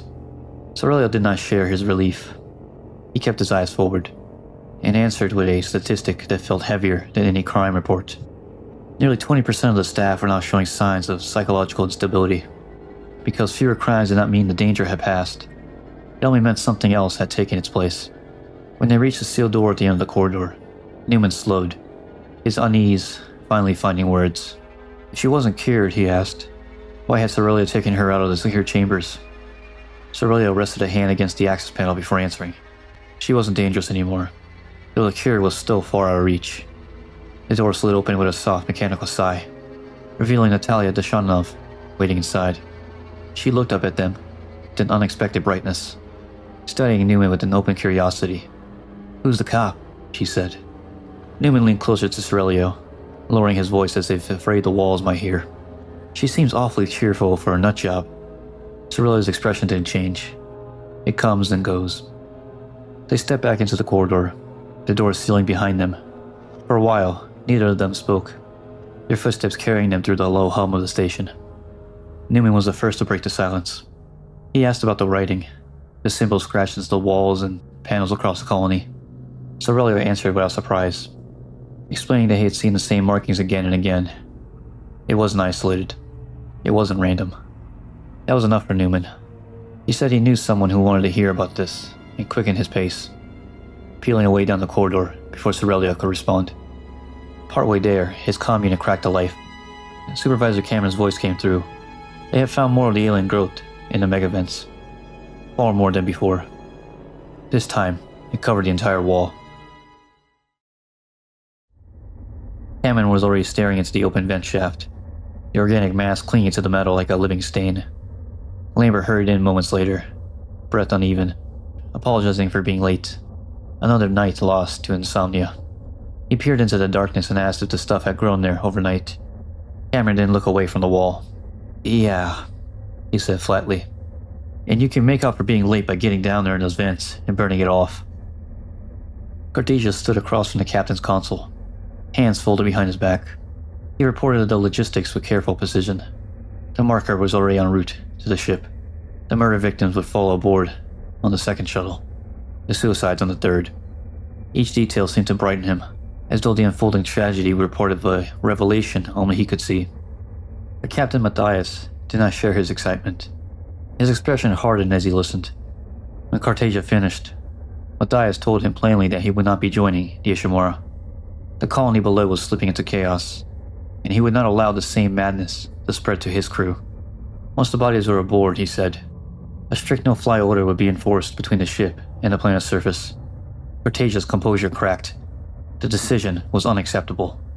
If Matthias wanted the bodies delivered, then he would have to come down and retrieve them himself. The room fell silent after that. Newman guided Marla down the quiet corridor and into the small sealed room. the door whispering shut behind them. Natalia sat where they had left her, surrounded by walls crowded with frantic writing. She looked up as they entered, her expression distant. There was no recognition in her eyes when they settled on Newman, only the same drifting curiosity, as if he were just another stranger passing through a dream. Her hand kept moving across the wall, scratching out more lines while she murmured to herself in broken fragments of thought. Marla stopped short, stunned by the sheer volume of writing that covered every surface. She stepped closer and asked Natalia what she was trying to say, what it all meant. Natalia's rambling faltered. For a brief moment her gaze sharpened, focusing somewhere far beyond the room. "Death is the key," she said quietly. "You don't understand, we can never go back." The words settled into the silence like something final. Newman found Cartasia near the operation deck. He didn't waste any time on formalities. He brought up the surveillance recording from the Megavent's hub and forced the image onto the display between them. The footage spoke for itself. Only a week earlier, the growth had been little more than a stain, clinging to one corner of the structure. Now it smothered the entire hub. They had missed something in the initial planetary sweep, he insisted. Hostile alien organism, something capable of spreading, infecting, and changing the colony from inside out. If they continued with the planet crack in the morning, whatever this was would only get worse. Cartasia listened without interruption. When Newman finished, the answer came as smoothly as ever. The operation would proceed as scheduled. Planet crack would begin in the morning. The dismissal landed heavier than anger, because this time, Newman understood that no warning, no evidence would ever be enough to stop what was coming. Newman went to see Marla and found her alone in one of the dim workrooms. She looked up as he entered, relief flickering across her tired face. She thanked him for taking her to see Natalia. It had helped, she said, more than he probably realized. The words landed wrong. Newman's shoulders sank as he admitted he had hoped for the opposite, that seeing Natalia might convince her to stop, to walk away from all this before it was too late. But Marla was already turning back to her notes. Some of Natalia's ramblings had begun to form a pattern in her mind, a strange, unsettling logic that refused to let go. She was certain now that she understood what the marker was, at least in part. It had something to do with DNA, with the fundamental code of life itself. The exact mechanism still escaped her, but she was close. She could feel it. Newman watched the obsession take hold in real time, the same distant focus he had seen in too many others. He asked her to leave with him, quietly at first, then with growing frustration. Marla didn't even look up. She wasn't going anywhere until she had finished. The finality in her voice drained the fight out of him. After a long, helpless moment, Newman turned and walked out, the door shutting behind him. Across the colony, a tense stillness settled on the planet crack's preparations as they reached their final moments. Cartasia watched from his office, hands folded awaiting a long-promised revelation. Sorelio stood alone amid dim consoles, his expression unreadable in the glow of medical records. On the observation deck, Newman joined the gathered colonists staring out towards the vast machinery, poised to tear the planet open. Natalia continued to write, symbols and fragments spilling endlessly across the walls. Then the command was given. The countdown began. Numbers fell steadily toward 0, each second tightening the air around the colony. Marla barely seemed to hear it. She was frozen in front of her laptop, eyes wide, the screen's cold light reflecting something like shock and sudden understanding. "Oh shit," she whispered. "Oh wow." The final numbers fell away in silence. For a single suspended heartbeat, the entire colony seemed to hold its breath. Then, planet crack began. A blinding flash tore across the horizon, beyond the observation glass. Light so sudden and absolute that it erased shadow, color, and even sound.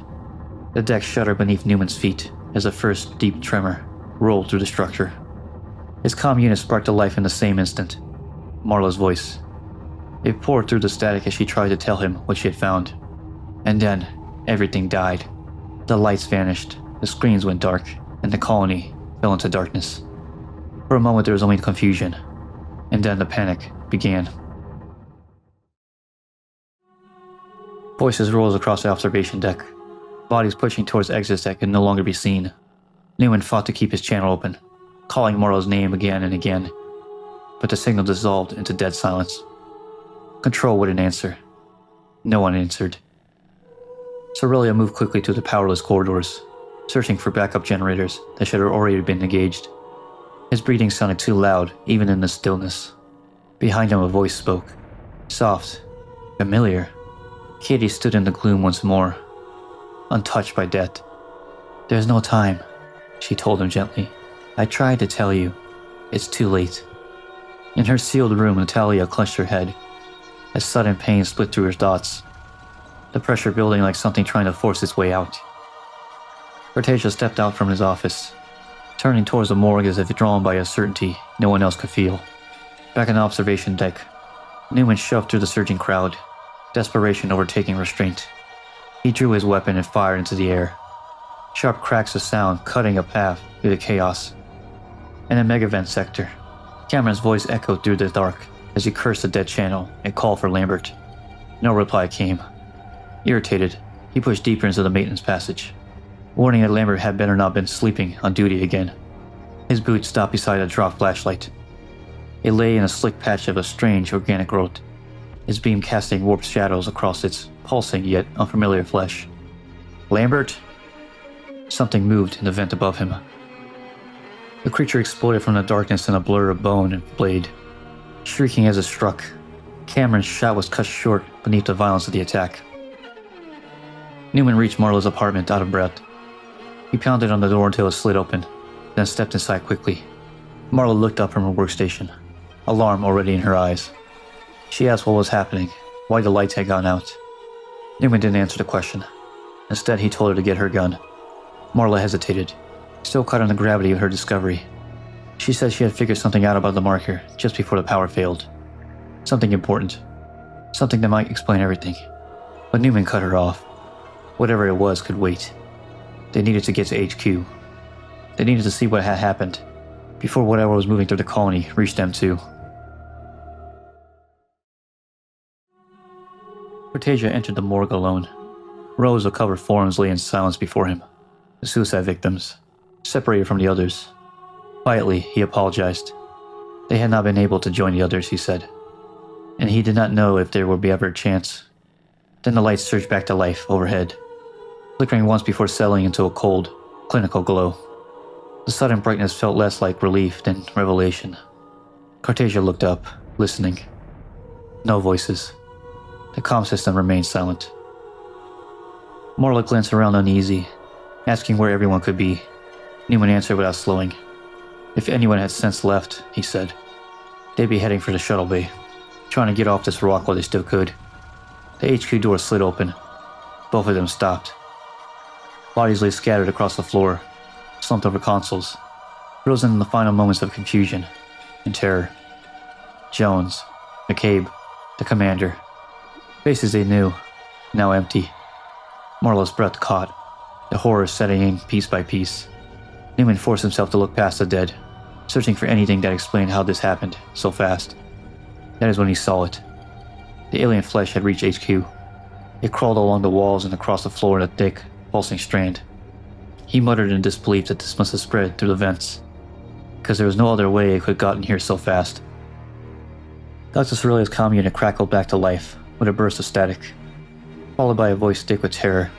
Someone was begging for help, words tumbling over each other about a mass panic, people dying, a situation collapsing faster than anyone could contain it.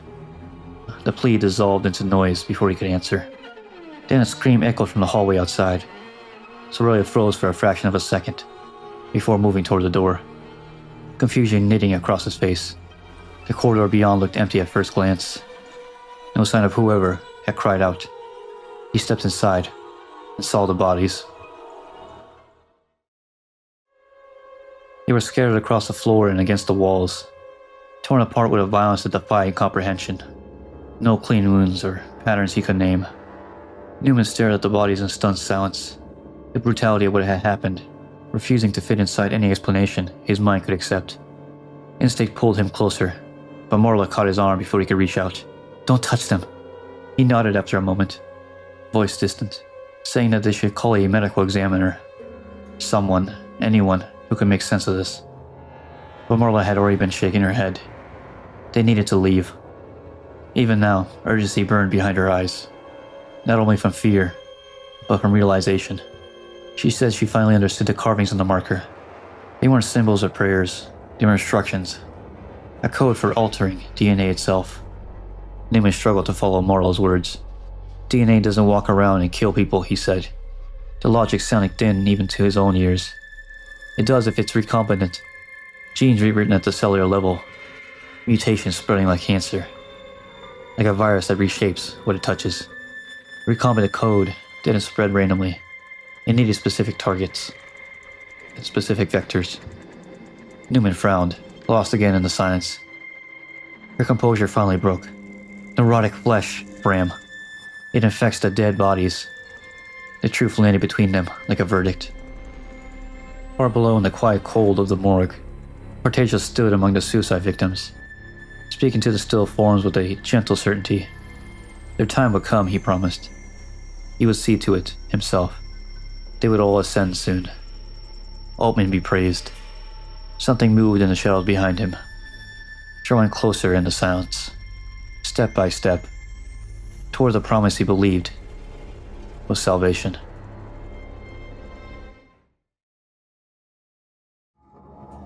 Newman stood rigid, his eyes fixated on the body lying before them. His mind struggled to make sense of what Marla had just told him. "All right," he said finally. "So it mutates dead bodies. I get that part. But what killed him in the first place? This stuff?" Marla didn't answer right away. She was already reaching for the comm unit, clipped to her belt. Static answered her attempt to contact anyone. Nothing. She tried again. Still nothing. "The comms are down," she muttered under her breath. Behind them, something shifted. Both of them turned. The body on the slab began to twitch. At first it was subtle. Just a faint tremor running through the limbs. But then the movement intensified. Bones cracked beneath the skin with a wet, splintering sound. The corpse's chest began to swell outward, as if something inside were forcing its way free. Newman stared, horrified. The ribcage bent outward with a sickening snap, peeling open like a grotesque flower made of bone. Marla felt bile rise in her throat as they watched the transformation unfold. The dead man's body was being reshaped into something else entirely. Then Marla's comm unit suddenly sparked to life. A voice burst through the static. "People are dying down here. We're being attacked. They're coming." Marla instinctively tried to mute the transmission. But the voice kept shouting, "Please, you have to." The signal dissolved into chaotic static. Marla lowered the device slowly, confusion spreading across her face. "Attacked?" she murmured. "By who?" Behind her, the creature on the slab moved again. This time it wasn't a twitch, it was a deliberate motion. Newman saw it first. The thing's limbs unfolded awkwardly as it dragged itself upright, bone blades jutting out from its torn torso. Its head jerked violently, as though struggling to remember how to move. "Marla!" Before she could turn, Newman lunged forward and tackled her to the ground. The creature lurched off the slab with a wet thud. Marla struggled beneath Newman. "What are you doing?" "He was coming for you," Newman shouted. But the creature never even looked at her. Instead, it dragged itself across the room, toward another corpse lying by. Marla's eyes widened with a sudden understanding. "No," she said quietly, "it's not hunting."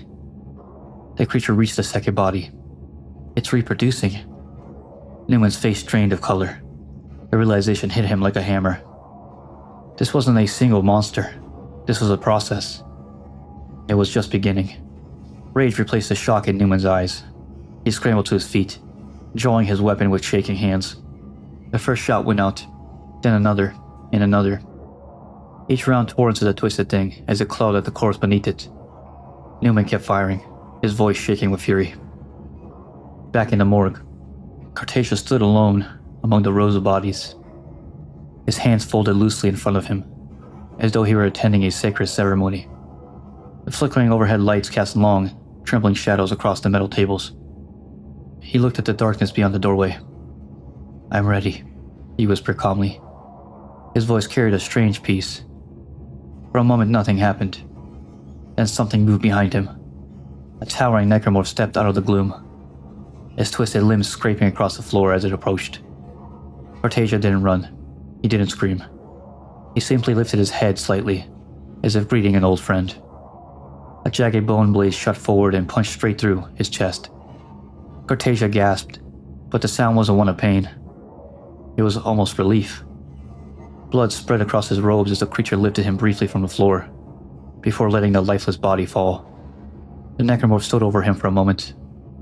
Then it turned and shambled out of the morgue, dragging its bladed limbs across the metal doorway, before disappearing into the corridor beyond. Several decks away, deep within Avenue B7, North Sector 3, the man who had sent the distress call pressed himself against the wall. The lights above him sparked and flickered, throwing the corridor into an alternating bands of shadow and pale white light. His hands trembled as he clutched the comm unit. "Hello? Hello, can anyone hear me?" he said into the receiver. Static answered him. Panic crept further into his voice. "People are dying down here. We're being attacked." Something slammed loudly behind him. He spun around. The vent cover at the far end of the hallway bent outward with a shriek of twisting metal. The man stumbled backward, raising the comm unit again. "Please, someone!" The signal cracked violently, then the cover burst open. A necromorph lunged out of the ventilation shaft. The man's scream cut through the corridor, and then the transmission dissolved into a burst of static. The comm line went dead. Newman lowered the pistol slowly, his chest heaving as he echoed the last shot, faded through the room. The creature lay motionless on the floor. For a brief moment, none of them spoke. Newman stared at the twisted body, waiting for it to move again. When it didn't, a shaky breath escaped him. I think I got it." Marla wasn't convinced. Her eyes were fixed on the other corpse nearby, the one the creature had dragged itself towards moments earlier. The body began to twitch. Both of them saw it at the same time. "Oh no," Marla whispered. The corpse arched violently as something beneath the skin began to move. Bones cracked with a sickening series of pops. The ribcage bent outward, tearing through the flesh as the transformation began again. Newman's eyes widened in disbelief. "You gotta be kidding me." The body twisted off the floor, limbs contorting into jagged shapes as it rose into a grotesque imitation of life. Newman opened fire. The shots thundered through the room, slamming into the creature's torso again and again. But this time the bullets seemed to do nothing. The thing barely reacted as it lurched forward, dragging its newly formed blades across the tile. "It's not stopping," Newman shouted. Marla scanned the room desperately, her mind racing. She grabbed one side of a heavy overturned table and shoved it towards the wall. Newman caught on immediately and rushed to the other side. Together they slammed the table forward just as the creature advanced, pinning it awkwardly against the bulkhead. The necromorph thrashed beneath the weight of the metal. For a moment it seemed trapped, but then something moved behind them. Marla turned and felt the blood drain from her face. The first creature was still alive. It had dragged itself to another body and was already tearing into it, spreading the infection again. "Oh God," she said. "Newman." He turned just in time to see the second creature begin to move beneath the table. Except it wasn't moving the way he expected. The necromorph torso tore free from its own legs. The upper half of his body pulled itself loose, its blade swinging wildly as it crawled out from beneath the metal. Marla stumbled backward. The creature dragged itself toward her. Newman's pistol clicked empty. "Damn it!" His eyes darted around the room until they landed on the fire axe, mounted on the wall. He ripped it free from the wall and rushed forward. The necromorph lunged. Newman swung with everything he had. The blade came down hard.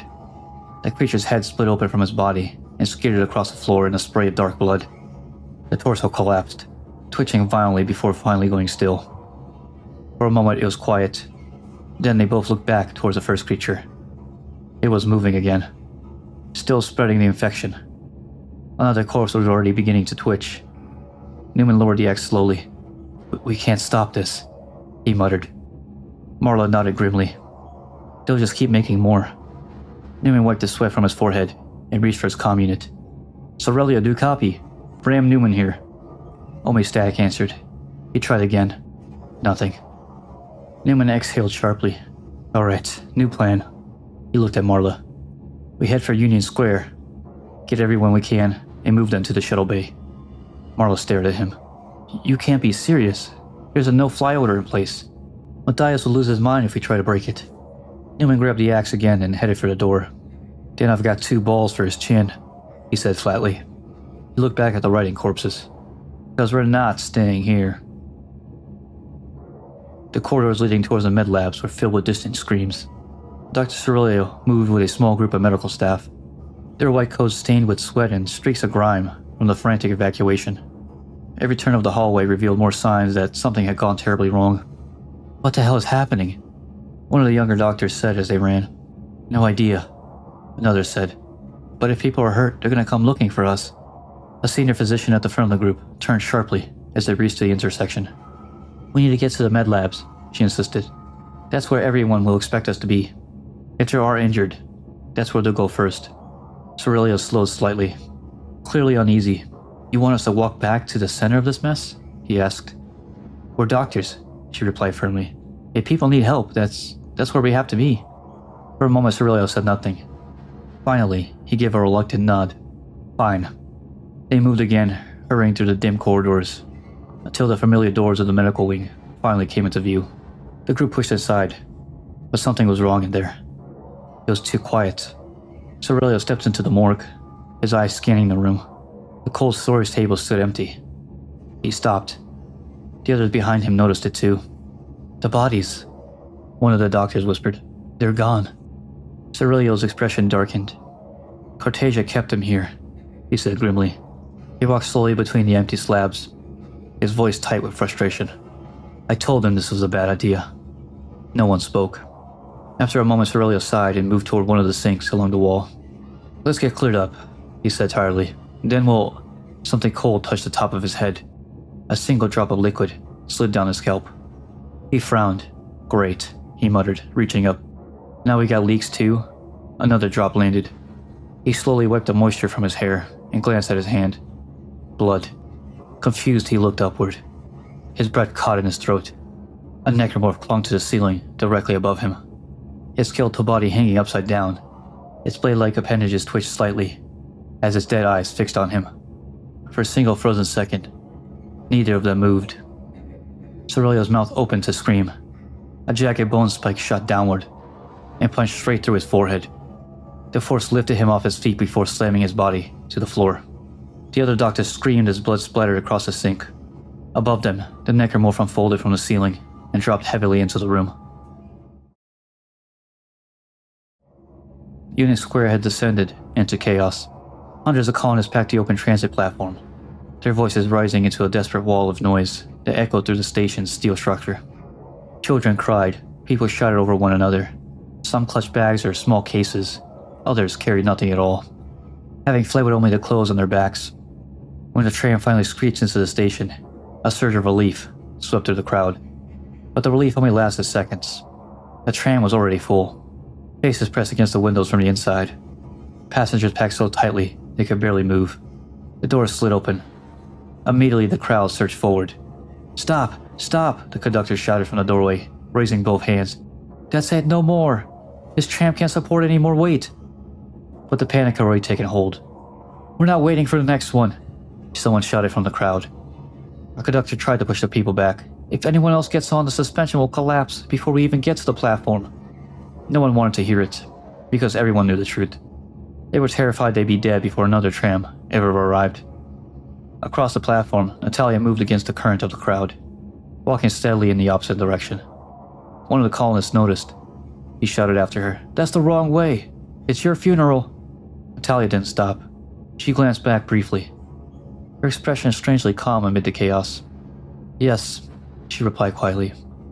"I suppose it is." She continued walking into the corridor. At that moment, Newman and Marla burst onto the platform. Newman froze at the sight of the crowd. My God. Colonists pushed past him in every direction. Newman immediately raised his voice. "Everyone listen to me," he shouted. "We need to organize, one line at a..." Marla grabbed his hand sharply. "Stop." He looked at her, confused. "You're wasting time. This crowd isn't going to organize. We need to head to the shuttle bay on foot." Newman stared at the sea of terrified faces. And just leave them here?" "No," Marla said. "We help the ones we can along the way, but standing here trying to control the panic isn't going to save anyone." Before Newman could respond, the conductor slammed the tram doors shut. "That's it," he shouted. "No more." The tram's engines began to whine as it prepared to depart. The conductor turned to check the platform one last time. Then he noticed something. Someone was climbing onto the roof of the tram. "Hey!" he shouted through the window. "You, get off of there! The tram can't..." His voice trailed off. The shape crouched on the roof, twisted his body unnaturally, as it climbed across the metal shell. The conductor's face went pale. Oh God. The creature slammed his limbs through the roof panel. Screams erupted from the inside of the tram. On the platform, the crowd saw it too. Panic exploded. People began pushing in every direction, trampling each other more and more as twisted shapes emerged from the surrounding corridors. Necromorphs. They rushed into the station like a wave of flesh and bone. Newman grabbed Marla's arm and stepped into the cargo crate, so he could be seen above the crowd. "Everyone listen," he shouted with everything he had. A few people turned. "Follow me!" Behind them, the first Necromorph lunged into the fleeing mass of colonists. Union Square erupted in absolute terror. "Follow me if you want to live," Newman shouted, and a desperate crowd began to run. The corridors were almost unrecognizable. What had been once clean industrial walkways of steel were now swallowed by something organic, an alien growth that clung to every surface like a spreading disease. Thick strands of pulsating flesh crept across the walls and ceiling, merging with broken conduits and shattered light panels. The air smelled of rot and maybe something worse, something sweet and sickening. The emergency lights flickered weakly through the crimson haze. Bodies lay everywhere. Some had fallen where they ran. Others looked as though they had been dragged, leaving long dark streaks across the floor. Faces frozen in expressions of terror. And yet, through that madness, Natalia walked calmly forward. Her footsteps were slow. She didn't rush. She didn't look back. Somewhere above her, inside the ventilation system, something was moving. Farther down the hall, another shape stood hidden in the darkness. Behind a partially open door, its skeletal arms hung motionless at its sides. Natalia passed beneath the vent without noticing. The creature inside slowly extended one jagged limb through the grate, but it did not strike. Natalia continued walking to the infested corridor, stepping over the dead as though she had accepted the inevitable end of her journey. But Natalia never broke her pace.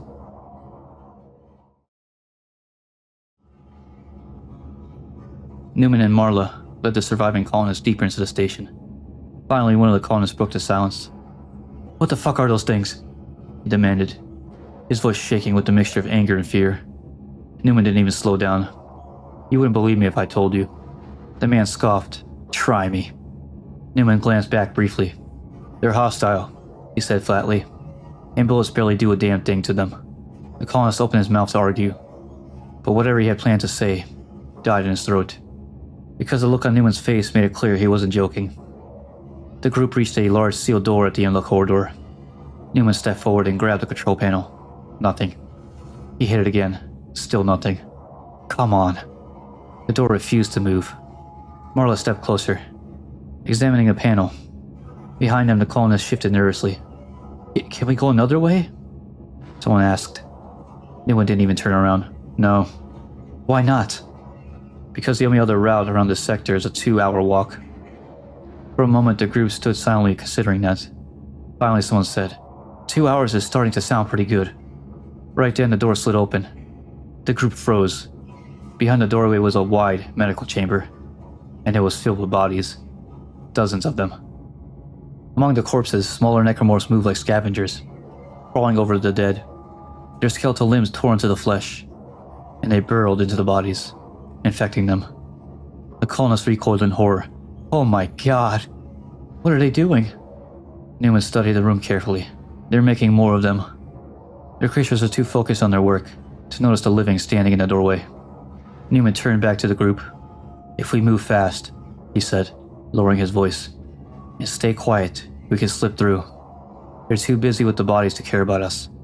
The colonists stared at the grotesque scene in front of them. One of the creatures tore open a corpse ribcage and crawled inside. A woman gagged. "They're eating them." "No," Marla said quietly. "They're using them." The group hesitated, paralyzed by fear. Then one of the colonists suddenly rushed forward. "Wait!" He pushed into the room, running towards a body lying near the center. I know him," he shouted. That's Paul." A smaller necromorph was already working on the corpse. The colonist kicked it away violently. Get off of him! The creature skittered backward across the floor. The man grabbed the body and rolled it over. Paul! The corpse suddenly twitched. The colonist froze. The body's chest began to split open. Bones cracked beneath the skin as the transformation began. Oh God. The corpse twisted violently, limbs snapping into jagged shapes as it rose from the floor. A nurse in the group whispered in horror, "What is that?" Marla watched the mutation unfold, her expression grim. "It's a sign that we just ran out of time."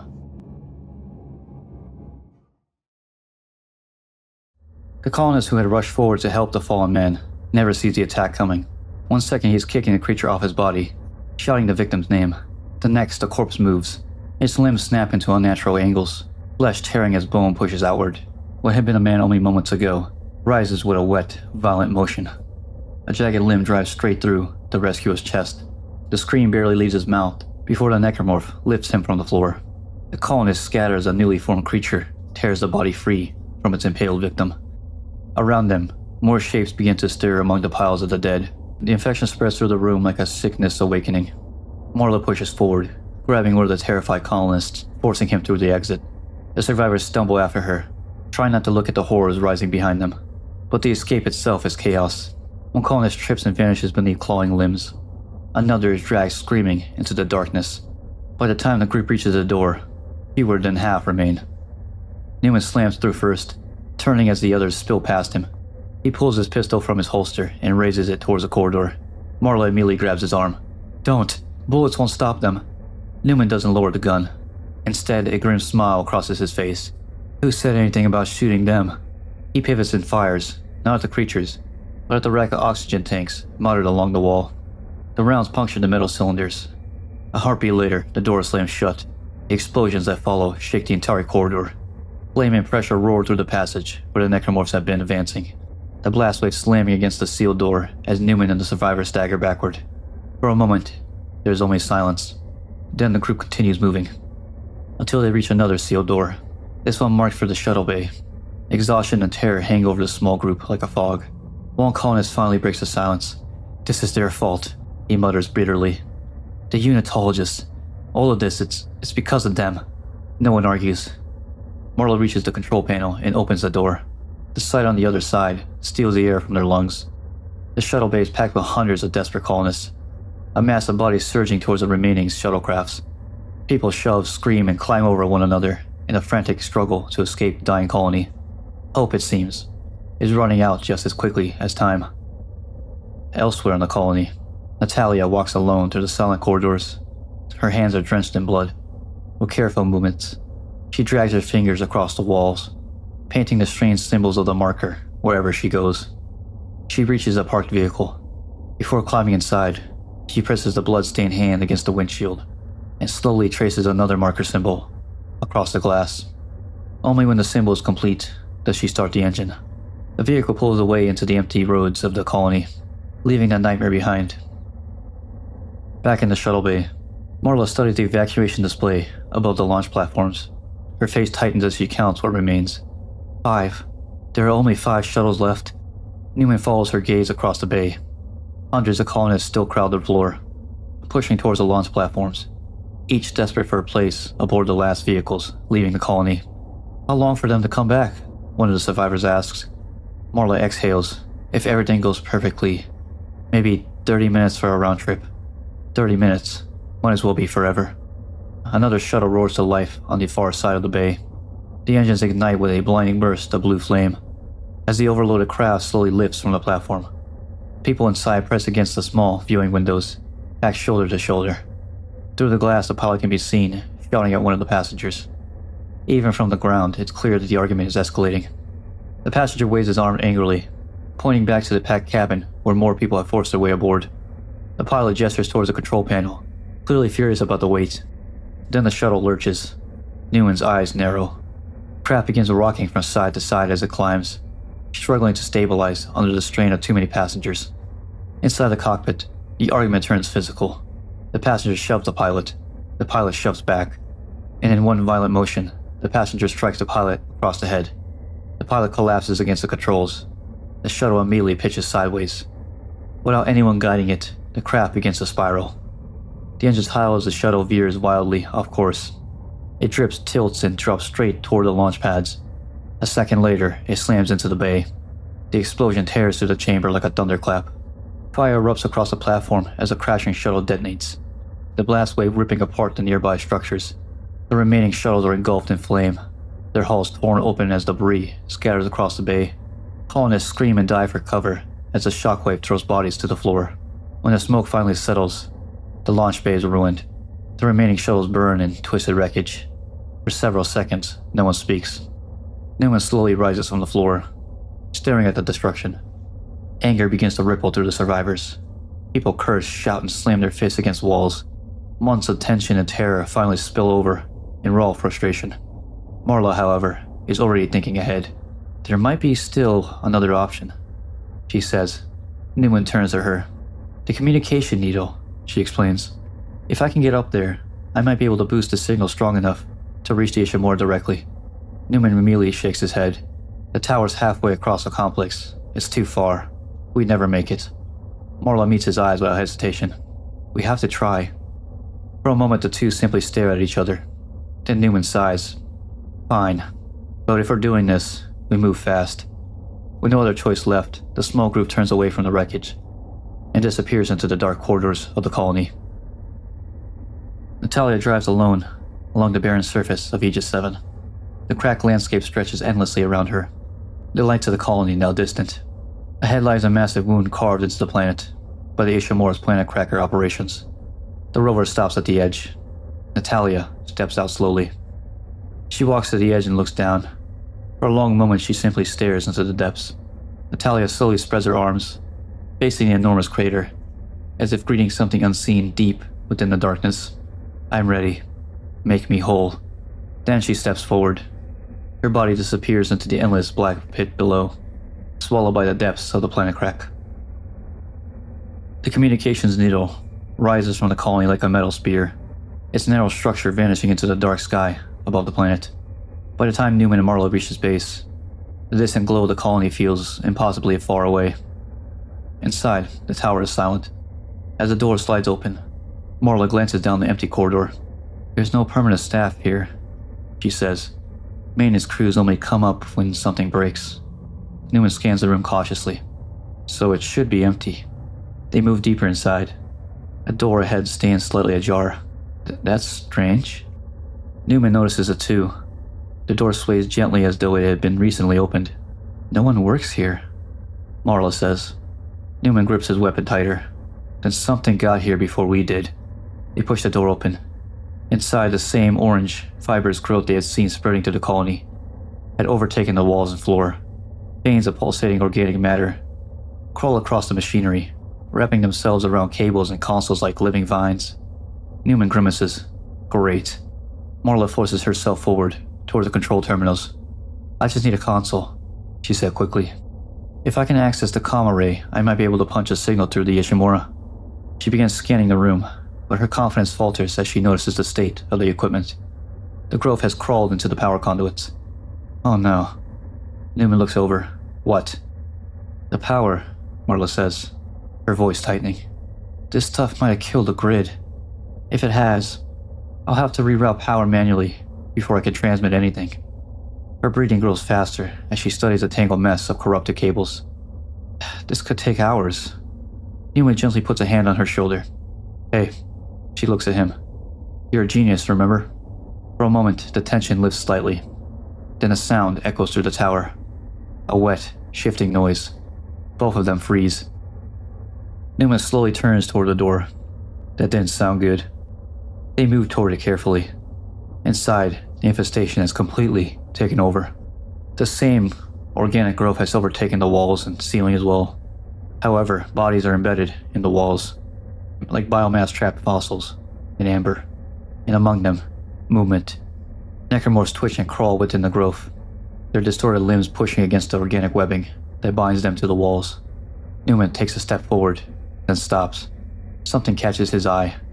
A body protrudes from the orange mass near the center of the room. A woman's body. Her face is pale, frozen in death. Newman's breath leaves him.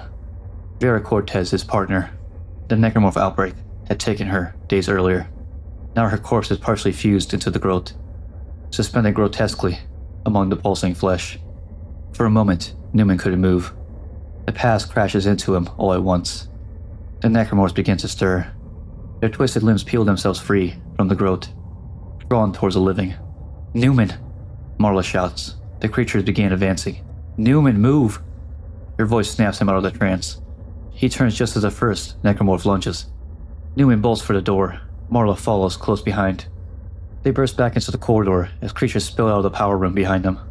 Newman reaches the door first, but just as Marla passes through, a necromorph strikes. A bladed limb slams into her, knocking her violently to the floor. She scrambles to her feet, trying to run, but the creature is faster. Its blade punches straight through her chest. Marla gasps as the limb erupts from her back. Newman's world shatters. The necromorph lifts her slightly as she struggles to breathe. Blood runs down her arms, but with the last of her strength, she reaches for the control panel beside the door. Her trembling hand slams the close button. The door begins to slide shut. For a brief moment their eyes meet. Then the door seals. Newman pounds on the metal as the sounds begin on the other side. Screams. Claws tearing flesh. The horrible sounds of the necromorphs feeding. And then, nothing. The corridor outside the power room falls silent. Newman stands alone in front of the sealed door, his fist still pressed against the cold metal. For a long time he doesn't move. Slowly Newman lowers his hands. The grief hits him all at once. Vera, gone. Marla, gone. Everyone he tried to protect, dead. He staggers backward, breathing unevenly, his mind drifting somewhere far away from the horror around him. Hours later, a small security terminal sits alone in a darkened room, somewhere within the colony. The screen flickers with static before stabilizing on the recording. Newman sits in front of the camera. His uniform is dirty, his face drawn and exhausted, dark circles hanging beneath his eyes. He stares into the lens for a moment before speaking. The incident started about 12 hours ago. At least, that's when everything really went to hell. He rubbed his eyes slowly. I haven't seen another sign of life in the last 6 hours. For several seconds, Newman says nothing. A grin appears slowly across his face.